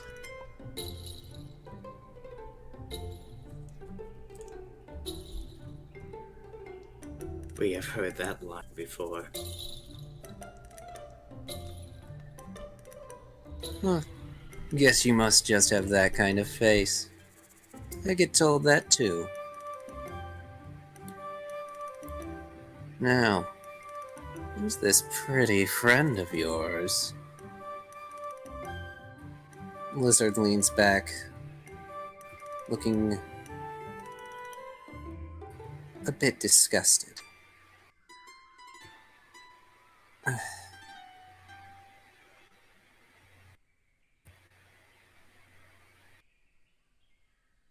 You will listen carefully. We will be watching you. And if you try anything, we will break you. What's that? Pipsqueak. I get those kinds of threats from the guards every year. You don't frighten me.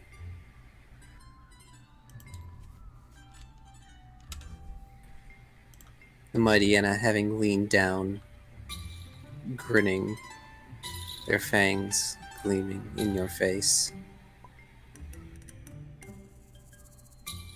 And then he rears back up, showing off those fangs in a different manner to Lizard. Come look for me when you're ready for someone more your size.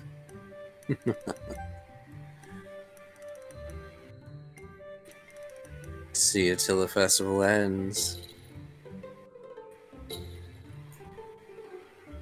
And he turns to walk away. Right after he turns, Riley's gonna speak again.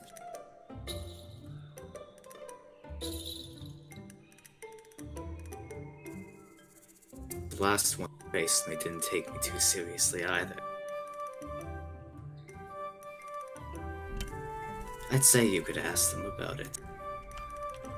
But there's not much of them.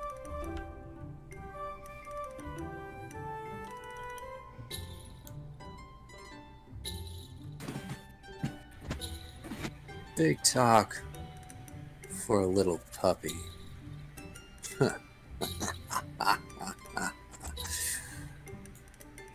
Big talk. I'm a coward who couldn't beat without 6 pups to hide behind.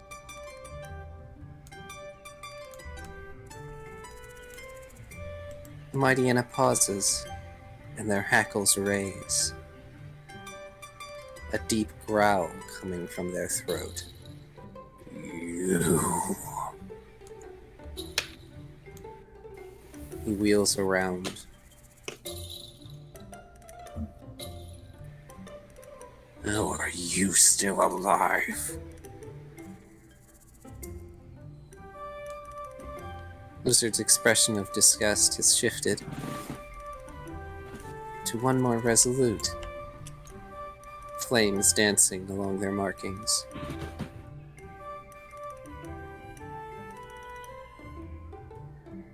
There are several other pioneers who have begun to watch as well, and the mighty Yenna is keenly aware of the stares.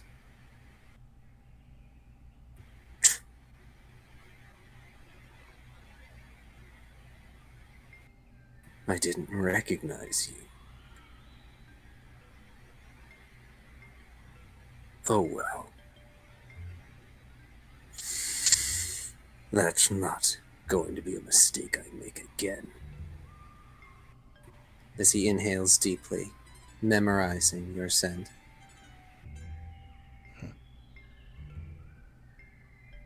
Fine.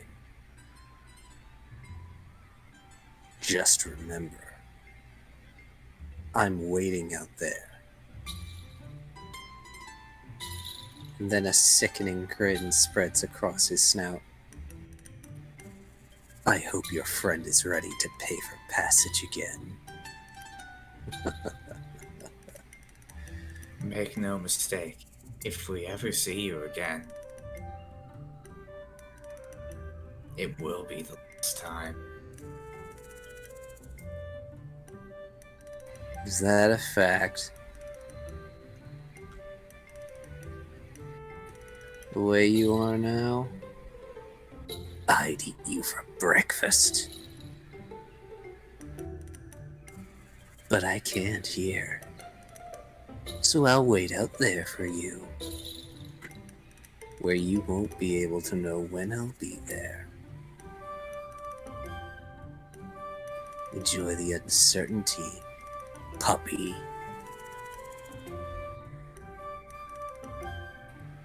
He slowly backs up with his trio of escorts, and they leave. It isn't until the Mightyena is at the front gate that the tension surrounding the other nearby pioneers relaxes, and Lizard's flames go out.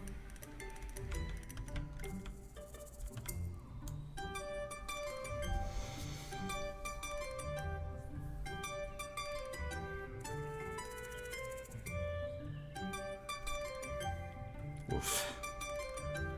Riley will very deeply exhale after that. With the bravado of the situation past, he now seems very deeply troubled.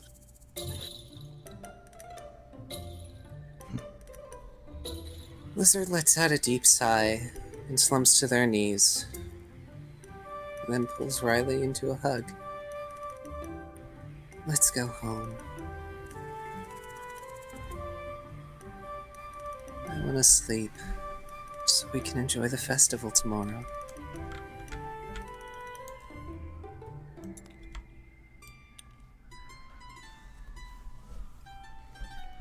Yes, you should sleep. We should sleep.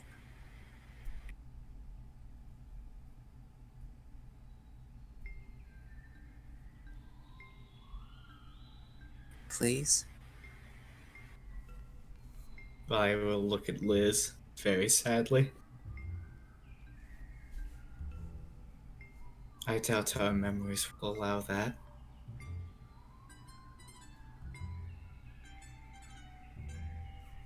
This looks sad. But they nod. They get up and take Riley's hand, leading him back to the clubhouse, to the team headquarters for the night. We will try, for your sake. That's all I ask. All I want you to do is try.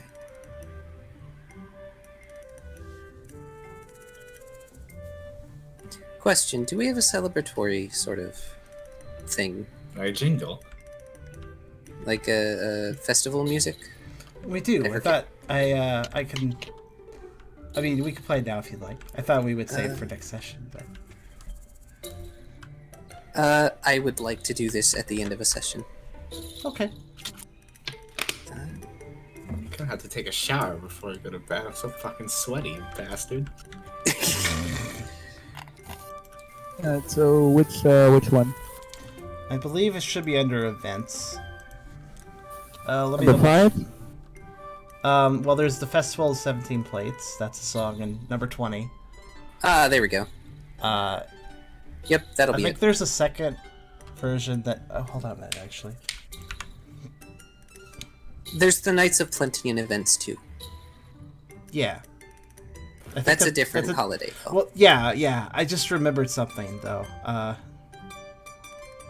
me just double check something. Yeah, there's a gentle version of there's a Festival of 17 Plates like slower version too. But we can use that. Oh. But I don't have it in the list yet, so. Okay. That is a mild shame. Also, I feel bad. I feel like we should have had this going. It's fine. What? Jazz music while having that situation. Like, fucking hell, man. This is not fitting. Wait, jazz music? Which one? The number 20. Number Festival 20 is of not 17. jazz. It's not That's jazz not music. jazz. Jazz music is the meme music. I'm sorry. What? Events 1 What? if you're not on it. I'm on events. I'm making a joke here. Is this a joke? Boop the Riolu. All right, I'll say that this song by itself is great.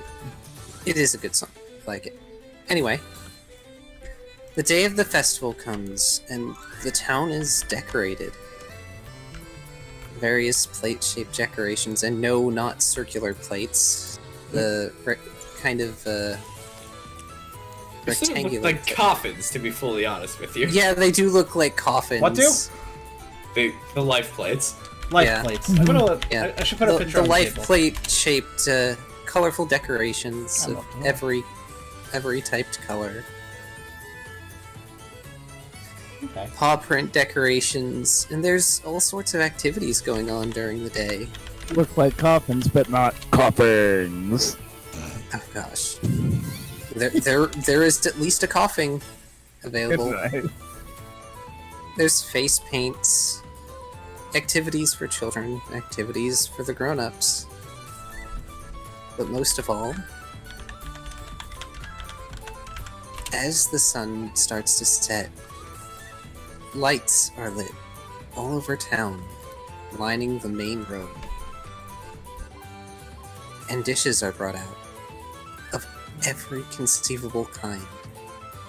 It's not all super fancy, or modern, or even all that much, but everyone is bringing something. Meat, vegetable, fungus, and fruit. All sorts of things. Including a grimer that has brought forth what looks like a rotting meat on a stick with 7 essential venoms and poisons. Or so they claim. We had another one, but it was stolen. Yes.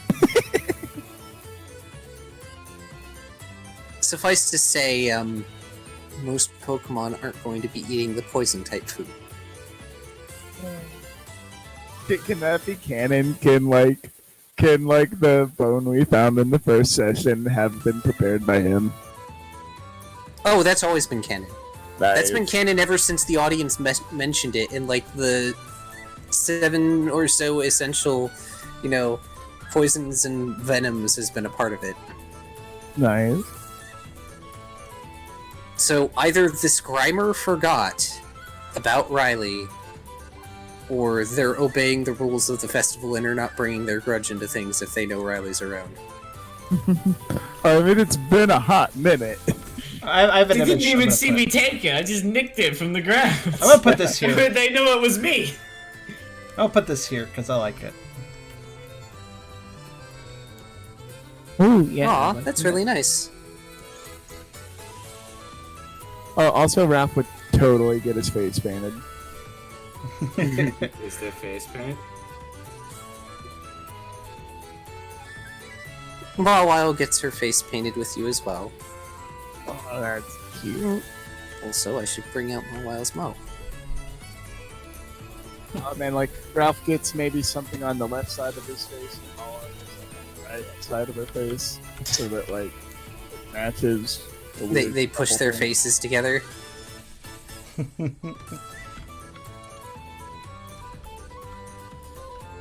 Oh, 2 Mawas, this is a dream come true. Oh, shoot, I didn't realize.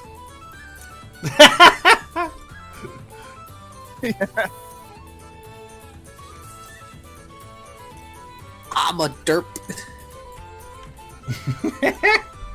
Indeed. Well, the food on the table is the main attraction.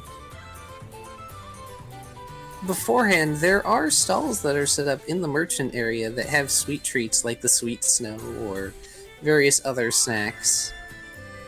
Mostly by the merchants that have come from afar.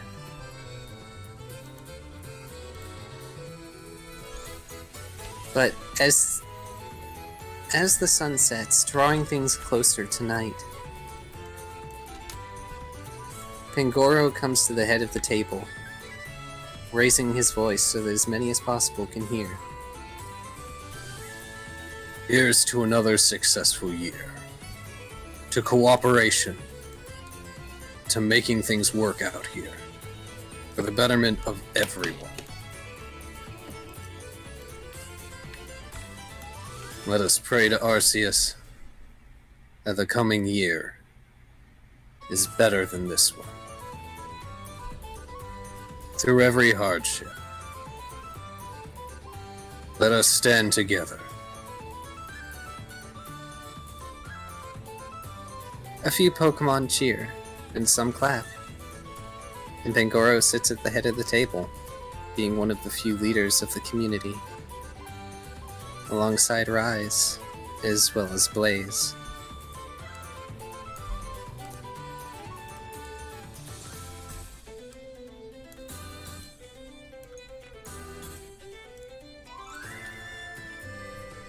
Let's get the whole gang I figure. Where is Blaze? In the kitchen. Yeah, probably. Yeah. But that's not what the question. The way the There he is. table works is kind of strange. Oh. I got him. Isn't that We went into a dungeon, unfortunately. Gosh, he needs that space to mix a circle. It's one part buffet and one part dining table.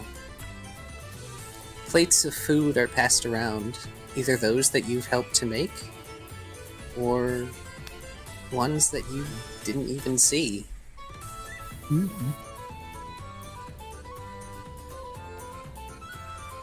You can of course choose where you sit. Though, Riley, of course, chooses to sit themselves with... Lizard chooses to sit themselves with Riley. Gosh darn it. Can't be Opposites controlling also. Either or kind of works, though. Either or kind of works. This probably would be. Zeal doesn't sit with anyone. They are running around the table. Mostly snagging food as they go, because they are being excitable alongside many other younger Pokemon.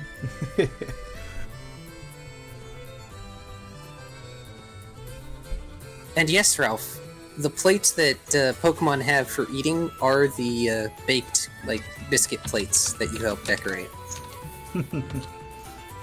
awesome and helpful? And I got to see Mawile in the cute chef's hat. The cute what? The cute chef's hat. Yeah, chef hat. So there's so everybody's welcome to experiment and try other dishes as well of their own besides their own type, right? Mm-hmm.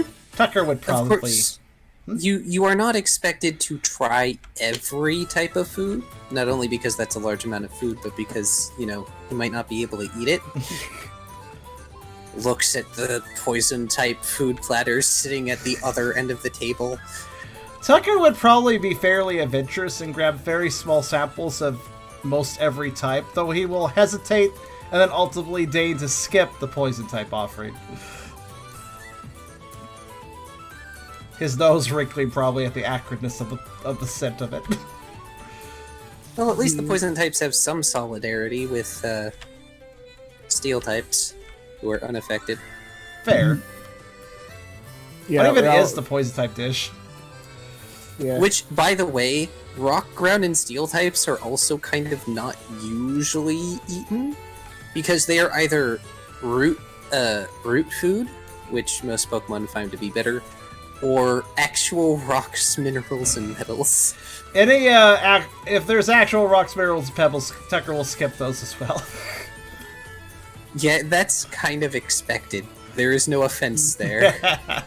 Yeah, Ralph totally gets. Just He might about sample a whatever. root though, even if it's a bit odd. At the very least, there is actual rock candy. Ha! Nice.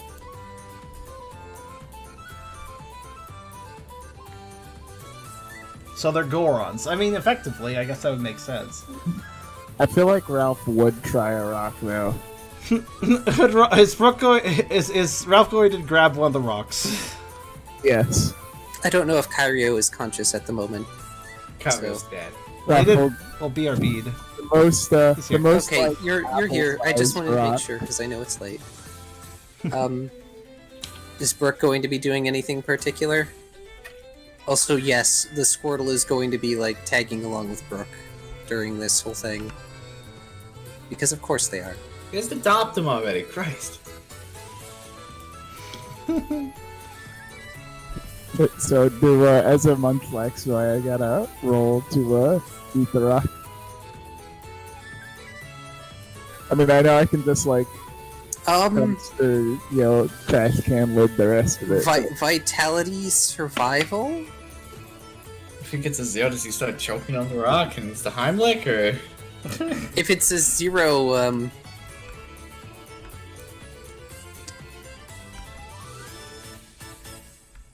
don't be a 0. Oh, good. So, lucky for you, Munchlax has strong jaws and strong stomach acid. It's not pleasant. You find yourself wishing that it were a stale biscuit instead. I'm just picturing, given what we've established with Munchlax, I'm just picturing trash can grindingly crunching at rock. Slowly breaking it down. Like a garbage disposal in a sink. He just makes terrible grinding garbage disposal noises. Alright. You know, it's really not that bad for a non-rock type. I don't see what the big deal is. At least it's seasoned. I don't know. Probably, but not in the way you think. Has 56 types of dirt as seasoning. It's been well prepared. I feel like Burke would spend a lot of time just bugging people to eat the water-type food because he's incredibly proud of what they made. So here's the thing. Water-type food is rare here. Are you going to have any for yourself? Oh yeah, because I mean, fish might be a water-type sort of dish, but it's also not something that really excludes anyone either. So that would probably be something that gets attention. 1 sec. Okay. Brooke eats the entire platter. Dirt from every continent. There's no fish for Brooke. Oh no. Okay, I ask because those platters with the water-type food are gone in mere minutes. It's enough that, like, some Pokemon do try to take more than one portion, and Blaze has to stop them. So that other people can try it too. I have a curiosity about the Dark-type plate, given that Tucker worked on it and stuff. The tripe, is it cooked? Or is it some of it raw? Or is it all raw? I'm just kind of curious. It's cooked. Rice cooks it out of propriety. Mm-hmm. The quote-unquote proper method is to leave the unusual stuff raw. Yeah, I'd imagine so. Like, much of it is supposed to be raw, but he also understands that that's not necessarily safe for all Pokemon, and nor palatable. Also, he's a freaking high-class chef, effectively. He doesn't want to do that. He wants to take that tripe and make something at least a little bit fancy out of it. So Tripe stinks as well. I've never had that. Yeah, Ralph would totally have some tribe, because he's all about... He's gonna eat some of these different... Come over to your mic, Ralph, to talk about it. Yeah, he's gonna totally be into eating, like, because that's what this festival, one of the points of this festival is to, like, eat unusual foods. Are you going for the poison dish, then? Yeah, I'm gonna get another rock, I'm gonna dip it in some of the poison sauce, and see how that goes. Yeah, combine the best of both worlds. Okay, first off, give me a vitality roll. He's gonna die. Brooke's crying in the corner. Ralph's gonna die. I feel like you created a fairly effective combo weapon to throw at other Pokemon, not as food. So, Brooke is very proud that his food was very popular before realizing he missed out on fresh seafood and will be inconsolable for a while. I'm just imagining Brooke on the ground weeping and just Squirtle patting Brooke on the head gently. One. Yeah, no, Ralph, that does not agree with your system in some of the worst ways. His stomach, already struggling with a rock, now has introduced poison to it. I mean... Sit down next to Milo. So, as it turns out, the Munchlax cannot just eat anything they want. This is correct. Scientific discovery. You're gonna die. Mawile pats Ralph on the back. maybe you should stick to normal food for a while, huh? Yeah, I didn't want the Grimer to feel like no one wanted his food. I'm sure it's fine. There are other poison types here. And then she offers you a palate cleanser in the form of a salad. Am I slightly healthy? I mean, grass type. Hey, and since this is all about eating, different wild foods, I'll sprinkle some of this on there. And he's gonna pull out some of the cactus juice and sprinkle it on there. The Just cactus like a little juice. sprinkle, like you would vinaigrette dressing. Like you would what? Come on over to your mic. Like you would vinaigrette dressing. The Oh, mic is vinaigrette. literally touching my lips. What your cactus buzz? Yeah. The buzz might settle down the Cactus pain. buzz, Doc. What's my cactus buzz die? No, you just have like a buzz. Nice. So Riley, Good one. what are you doing with Lizard at the table? Whatever Lizard wants. Well, you are relatively autonomous. Are you picking out particular types of food? Like staying very far away from meat. I mean, Lizard doesn't stay away from meat, but recognizes that you aren't comfortable with it, so tries to get you other things, like the bread from the normal types. Or, gosh, what would fighting type food be? Beans? It's a fist. It's knuckle sandwiches.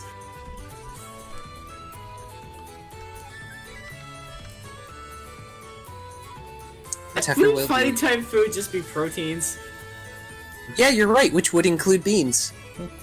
It's just proteins. Yeah, Almonds. good point. Is it pistachios? Ooh, pistachios. Proteins, pistachios, Give me a various bag of things. pistachios. I'll just eat the entire thing of pistachios. It's one thing we both love in real life, huh?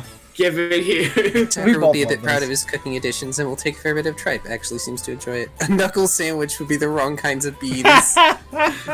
Oh my god. Bravo, sir. Gosh. Bravo. Yeah, I think I Tucker mean- would enjoy those undesirable meats, though. I believe there is a Machoke in town, so they probably did make a knuckle sandwich just out of like 2 slices of bread and a bunch of beans. And like nuts. God.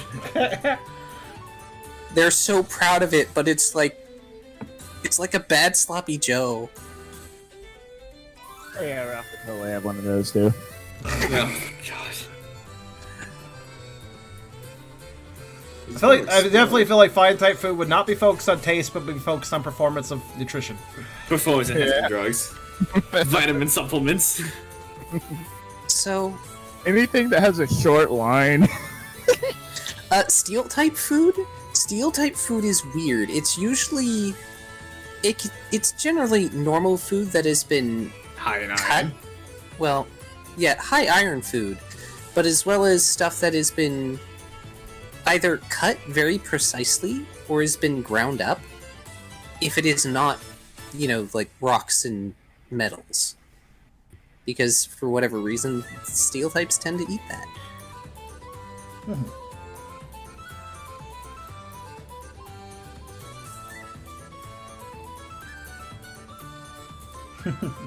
As the day winds down,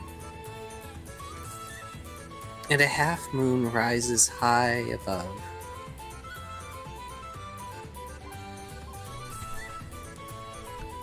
Lizard is sitting with Riley. And Riley, this whole time, you feel something tugging at you. Like you're so close to it. Like you've been getting closer and closer to it over this whole month. It's there, but frustratingly out of reach.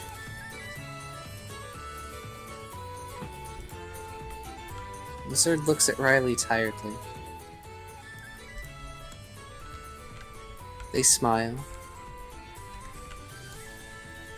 And they take a hand to cup Riley's cheek. Hey. I don't know if you'll ever be the same as you used to be. With their other hand, they take Riley's paw.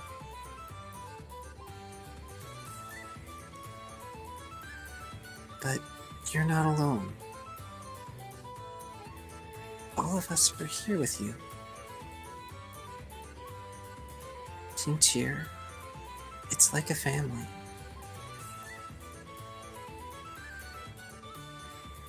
And even if I can't be more,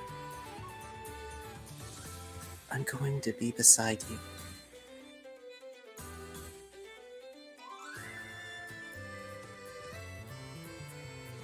And then Lizard leans in and gives Riley a brief kiss.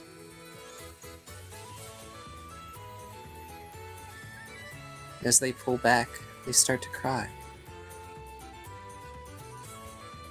Because I love you.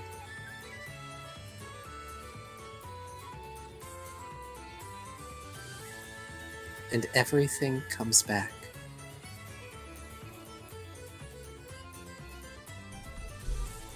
Regain 1 logic. Oh.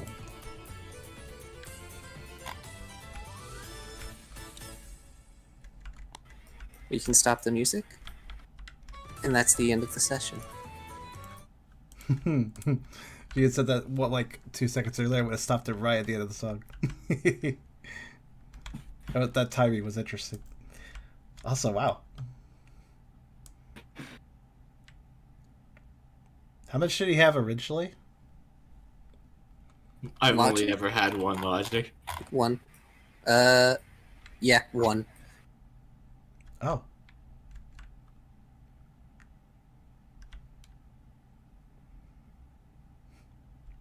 Congratulations. You're back. For all the good and bad that is worth. And the first thing you recognize is Lizard.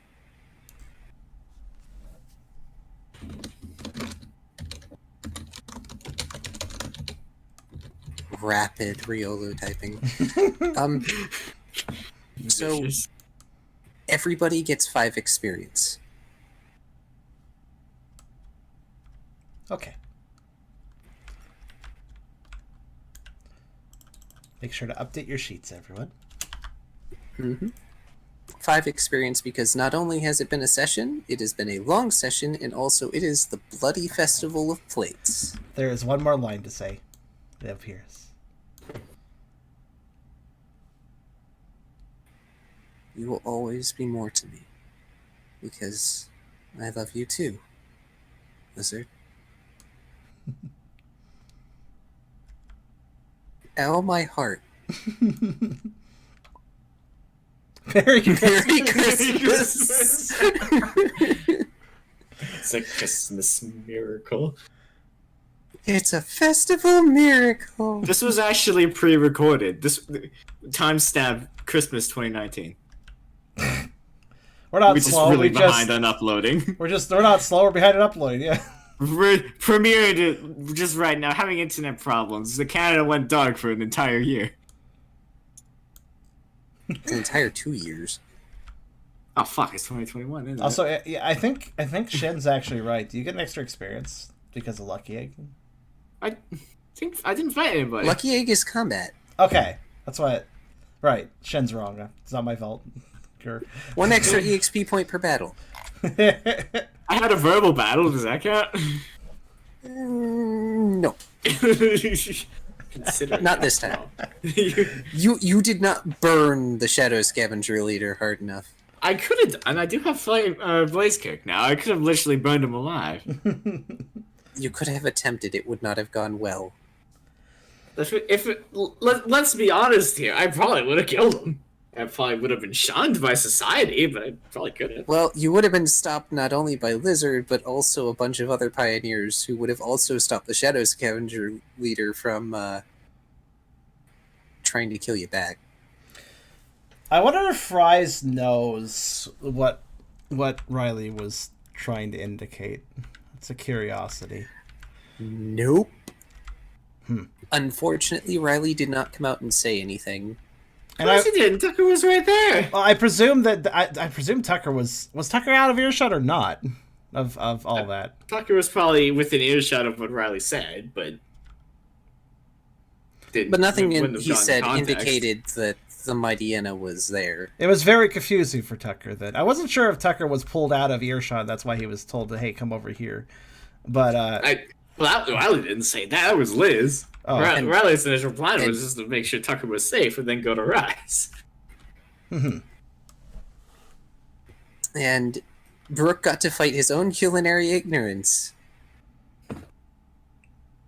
Interesting. And managed handily. Managed the best out of everyone. I have an idea of why Tucker felt at hunting. Actually, I think I have a very logical reason. When he hunted with Hunted. what? When he hunted. Shush. Hunted, past tense of hunting. When he hunted with Prince Hill, he was in his instinctual mode. And I think when he was hanging with Rise, he had a little too much. He didn't slip into that. He wasn't able to slip into that in that circumstance. Hanging out with Rise, he had a lot to think about, and focus on. Basically, he may have focused too heavily, like mind-wise, on Rise, to really flow into the instincts properly in that situation. Which is why he got a bad roll. Basically, is what I'm saying. Oh, maybe Shin is right, and I did home rule the let you get an extra FP if there was no. Well, either way, this is a special session regardless. So, I do not remember that. Well, it does say battle on the egg itself. Well, yeah, but I may have home ruled it and forgotten. It's whatever. It's one experience. I don't even know what I'm going to be spending it on. I've been stockpiling it for ages, and I still don't know. You should be buying a logic, Mr. Stockpiling. That's fucking... It's 50 EXP for that. Even if I got a second logic, next prime I'll lose them both anyway. Next primal? I would hope you can kind of stay away from that at this point. Yeah. Hopefully. I need to have 3 logic to stave off losing myself again. That's 100 EXP in it. I think that might even be more. I might have to check on how much that would cost. No, it would be 100. Oh. Even so, that's 100 just to shave off going crazy again. That's expensive, man. It's true, but you're also running out of things to invest XP in. Insight. Will's one. Give him the...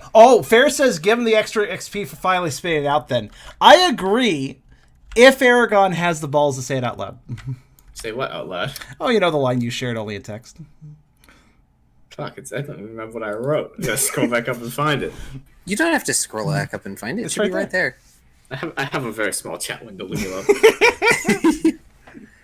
Yes, I'll give you the extra XP if you say it out loud. Alright, fine. Let me get back into non-slouching position. Okay. You will always be more to me, because I love you too, Blizzard. Aww. That was good. Heart. That was very good. Yeah. That got me way more than having me say it. You're welcome. Can't I want to cry. can't XP just directly remove a primal point? Maybe for you, yes. but that doesn't work for me. We had this conversation after the first one. No, you can remove it now. Oh, okay. That's news. Thank you. There's reason you can remove it now. I shall add this to my calculations. I mean, it's still 50 XP, but... Oh, 50? I thought it was 100. Oh, is it 100? I don't know. That's what somebody said. I'm just going off of what I hear. No. I'll have to check the rules.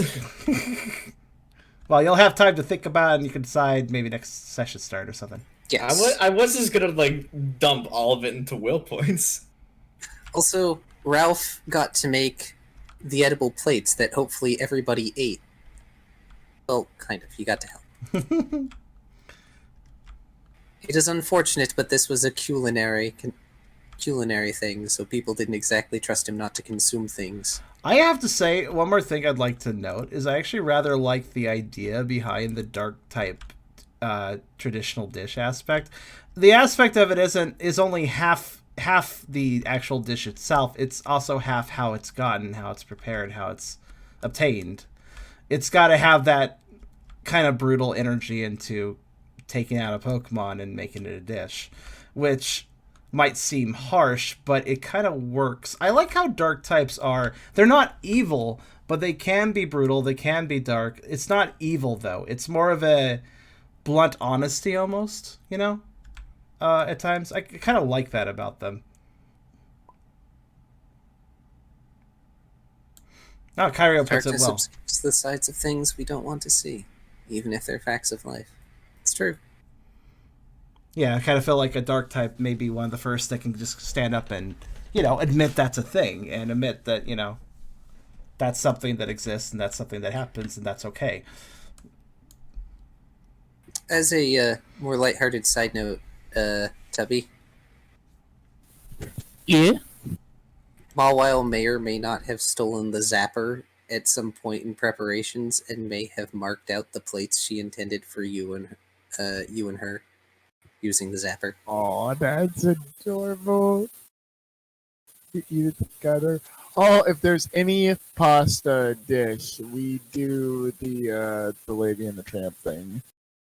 God. There was probably pasta there somewhere. I think pasta and bread is usually what would be a normal type dish. We totally did that at some point. Just the regular sort of like bread and pasta. Like Ralph will have initiated that at some point. Also, on another note, soup is universal. Any type can make soup because there's so many types of soup, including water types. Soup is just straight up a survival dish. It's been like you can if you're out on the field and you have some stuff and you don't know what to do with it, make a soup. You can make super soup. In fact, soups allow some. In fact, soups allow. Oh, what's that? Super soup? What's this? Super soup. Take a bowl, take a ladle, 1 scoop of every kind of soup, whisk it together. Super soup. So graveyard soda, but soup. For those unaware, graveyard soda is where you take a soda fountain, you just run down the line, filling up the cup with a little bit of every one. Yeah, I remember doing that as a kid, drinking it, pretending it didn't taste just awful and feeling cool. Ugh. We called it a sewer slide. A sewer slide? That's not a terrible name for it either. We called it a suicide to like get one shot of everything. It would taste just awful, like awful. Oh, somebody else said jungle juicy. Is that a term for it as well? Goodness me. These are some I did not realize there were so many words for this. Also, like, Key Squid has been reacting so much throughout this. It's kind of been great when I've noticed it. Key Squid losing their goddamn mind. Did everybody add experience and stuff? I'm going to save the table, so. Yeah. Okay. Can I just mention, it was really difficult to do that whole thing with the Mighty Anna when I had half my memories and it's very different character and motivations than last time. There we go. I just did the 2, though. If there was more, I wasn't paying close attention. I'm sorry. For what? I only did the 2 for the session. If there was more, I wasn't paying attention. I'm sorry. It was 5. Okay. 5 total. Yeah, oh, just let me know when you've got it, and I'll save. All right, there we go. Okay. Also pay attention. No, it's fine. It's fine. I don't mind. I missed half of it being AFK, but I feel like Riley tried to be his old self in order to protect Tucker a bit more. He tried. It was forced, is all I'll say. There were some things he had to relive that he didn't want to relive. So, since it's the end, as a side note, because I managed to remember by myself, the name of the game I was talking about before is called Cinder. And CINDR, yes, kind of like Tinder, where the objective is to successfully date dragons. Oh my god. It's like actually, it is way better than it has any right to be. So all of us are just playing horny buckets. Not necessarily. I'm actually mildly disappointed that the player cards are like a bunch of weird characters as opposed to other dragons. But, you know, whatever. Date dragons. I I date don't know. dragon. That usually doesn't go well, at least in the campaigns I've been in. It's a very lighthearted game. I have a random question. Does anybody know why every single one of my recent Tabletop Simulator saves is ending? It automatically puts on the file name /n, and I don't know why. /new? I don't know. Maybe? It only did it today. That's a new line character. What's that mean? Well, in coding, it means the line breaks. You can have a bunch of stuff on the same line inside of the code editor, but it will display as if you hit enter and typed again. Oh, is the title getting increasingly long? The file name is trying to make a second line of the string for some reason. Weird. And it's displaying that second line of the string, huh? It only did it with today's autosaves and the table save I just did. Let me try something. Let me just name it, Small. I just named something Small because it's a very short name. Small, okay, Small did not get the /n, so I gave it a smaller file name and it's fine. You know what else Cinder is? Weird. Okay. Cinder's another game, a virtual novel starring Cinderella, a very, very sassy Cinderella. It's a really cool take on the character. Thanks for that info, Kyrio. That gives me a little... I guess it's fine as long as it loads fine. Yeah, I'll Cinder test that. apparently is something we can find for Tabletop Sim. If there's a point where we feel like attempting that for amusement's sake.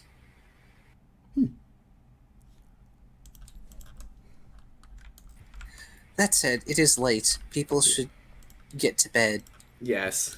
and shower and stuff, not necessarily in that order. Oh yeah, it's fine. Okay. As long as it's just a visual glitch, I don't care. Sorry, I was just testing the save. But yeah, people should go chill out and sleep and shower and stuff like that. This was a good game, honestly. This was a good session overall. Thanks everybody for joining. I apologize for making it run long. It's okay. Is our timing good? Do we want to pick this up in 2 weeks? I would like to. Yeah. Okay. Let's make sure our schedule works. I don't know if we're on the original schedule or not, but 2 weeks instead of Wednesdays fine with everybody else's schedule? That's what I was basically asking. Like, are we on a good 2 week schedule, or do we need to? Yeah, that's fine. We actually are on the other Wednesday of it after all this chaos, and the only reason I'm able to keep track is because I'm paid bi-weekly. That's fair. I kind of figured we were. The suspension threw everything out of a loop. Again, there's a video. It's a link in the video description for this video, but also go check out my YouTube if you haven't. I have a video describing what happened. But yeah, things got thrown off by that. That was definitely not planned. But hey, we're back now. And as long as the schedule works, we'll stay on it. If not, we'll just transition over by doing 2 streams in 2 weeks and then switch it over if we need to. But I think we're good for just this bi-weekly schedule is fine. So, Pokerole in 2 weeks, and I mean it, and we're not going to delay anymore. Yeah, that Tubby, you gotta be on time. Heck yeah. Kyrio, Hey, he was on time today. Yeah. You gotta be on time and he have was. like 17 microphones. Right? Yeah, I have 17 microphones just in case. One for every plate. I don't know. Have a good night, everybody. Good night. And what you said, Kyrio, you definitely have to be better and text it out loud, but you could be left behind when it takes long. I think the best thing for you at this point, because I like your voice. I think your voice is great. I understand why you weren't using it today. I think what you would be best doing is hybridizing, which you've done before, kind of. You've typed some stuff out and voiced other stuff. I think that keeps a good pace going and gives kind of the best of both worlds. So I would suggest the hybrid approach. That's just my opinion, where you're kind of doing 50-50. But, you do you, of course. That's just a suggestion. But, yeah. And I'm going to go to bed. Good night to you, Eragon. And good night, everyone. I guess I shall end the episode here, of course. Come by in 2 weeks for session 61. And maybe we'll see what happens with the whole Shadow Scavenger thing, which Tucker is still not aware of, as far as I know. So, we'll see how that goes in 2 weeks. But until then, you guys have a great night.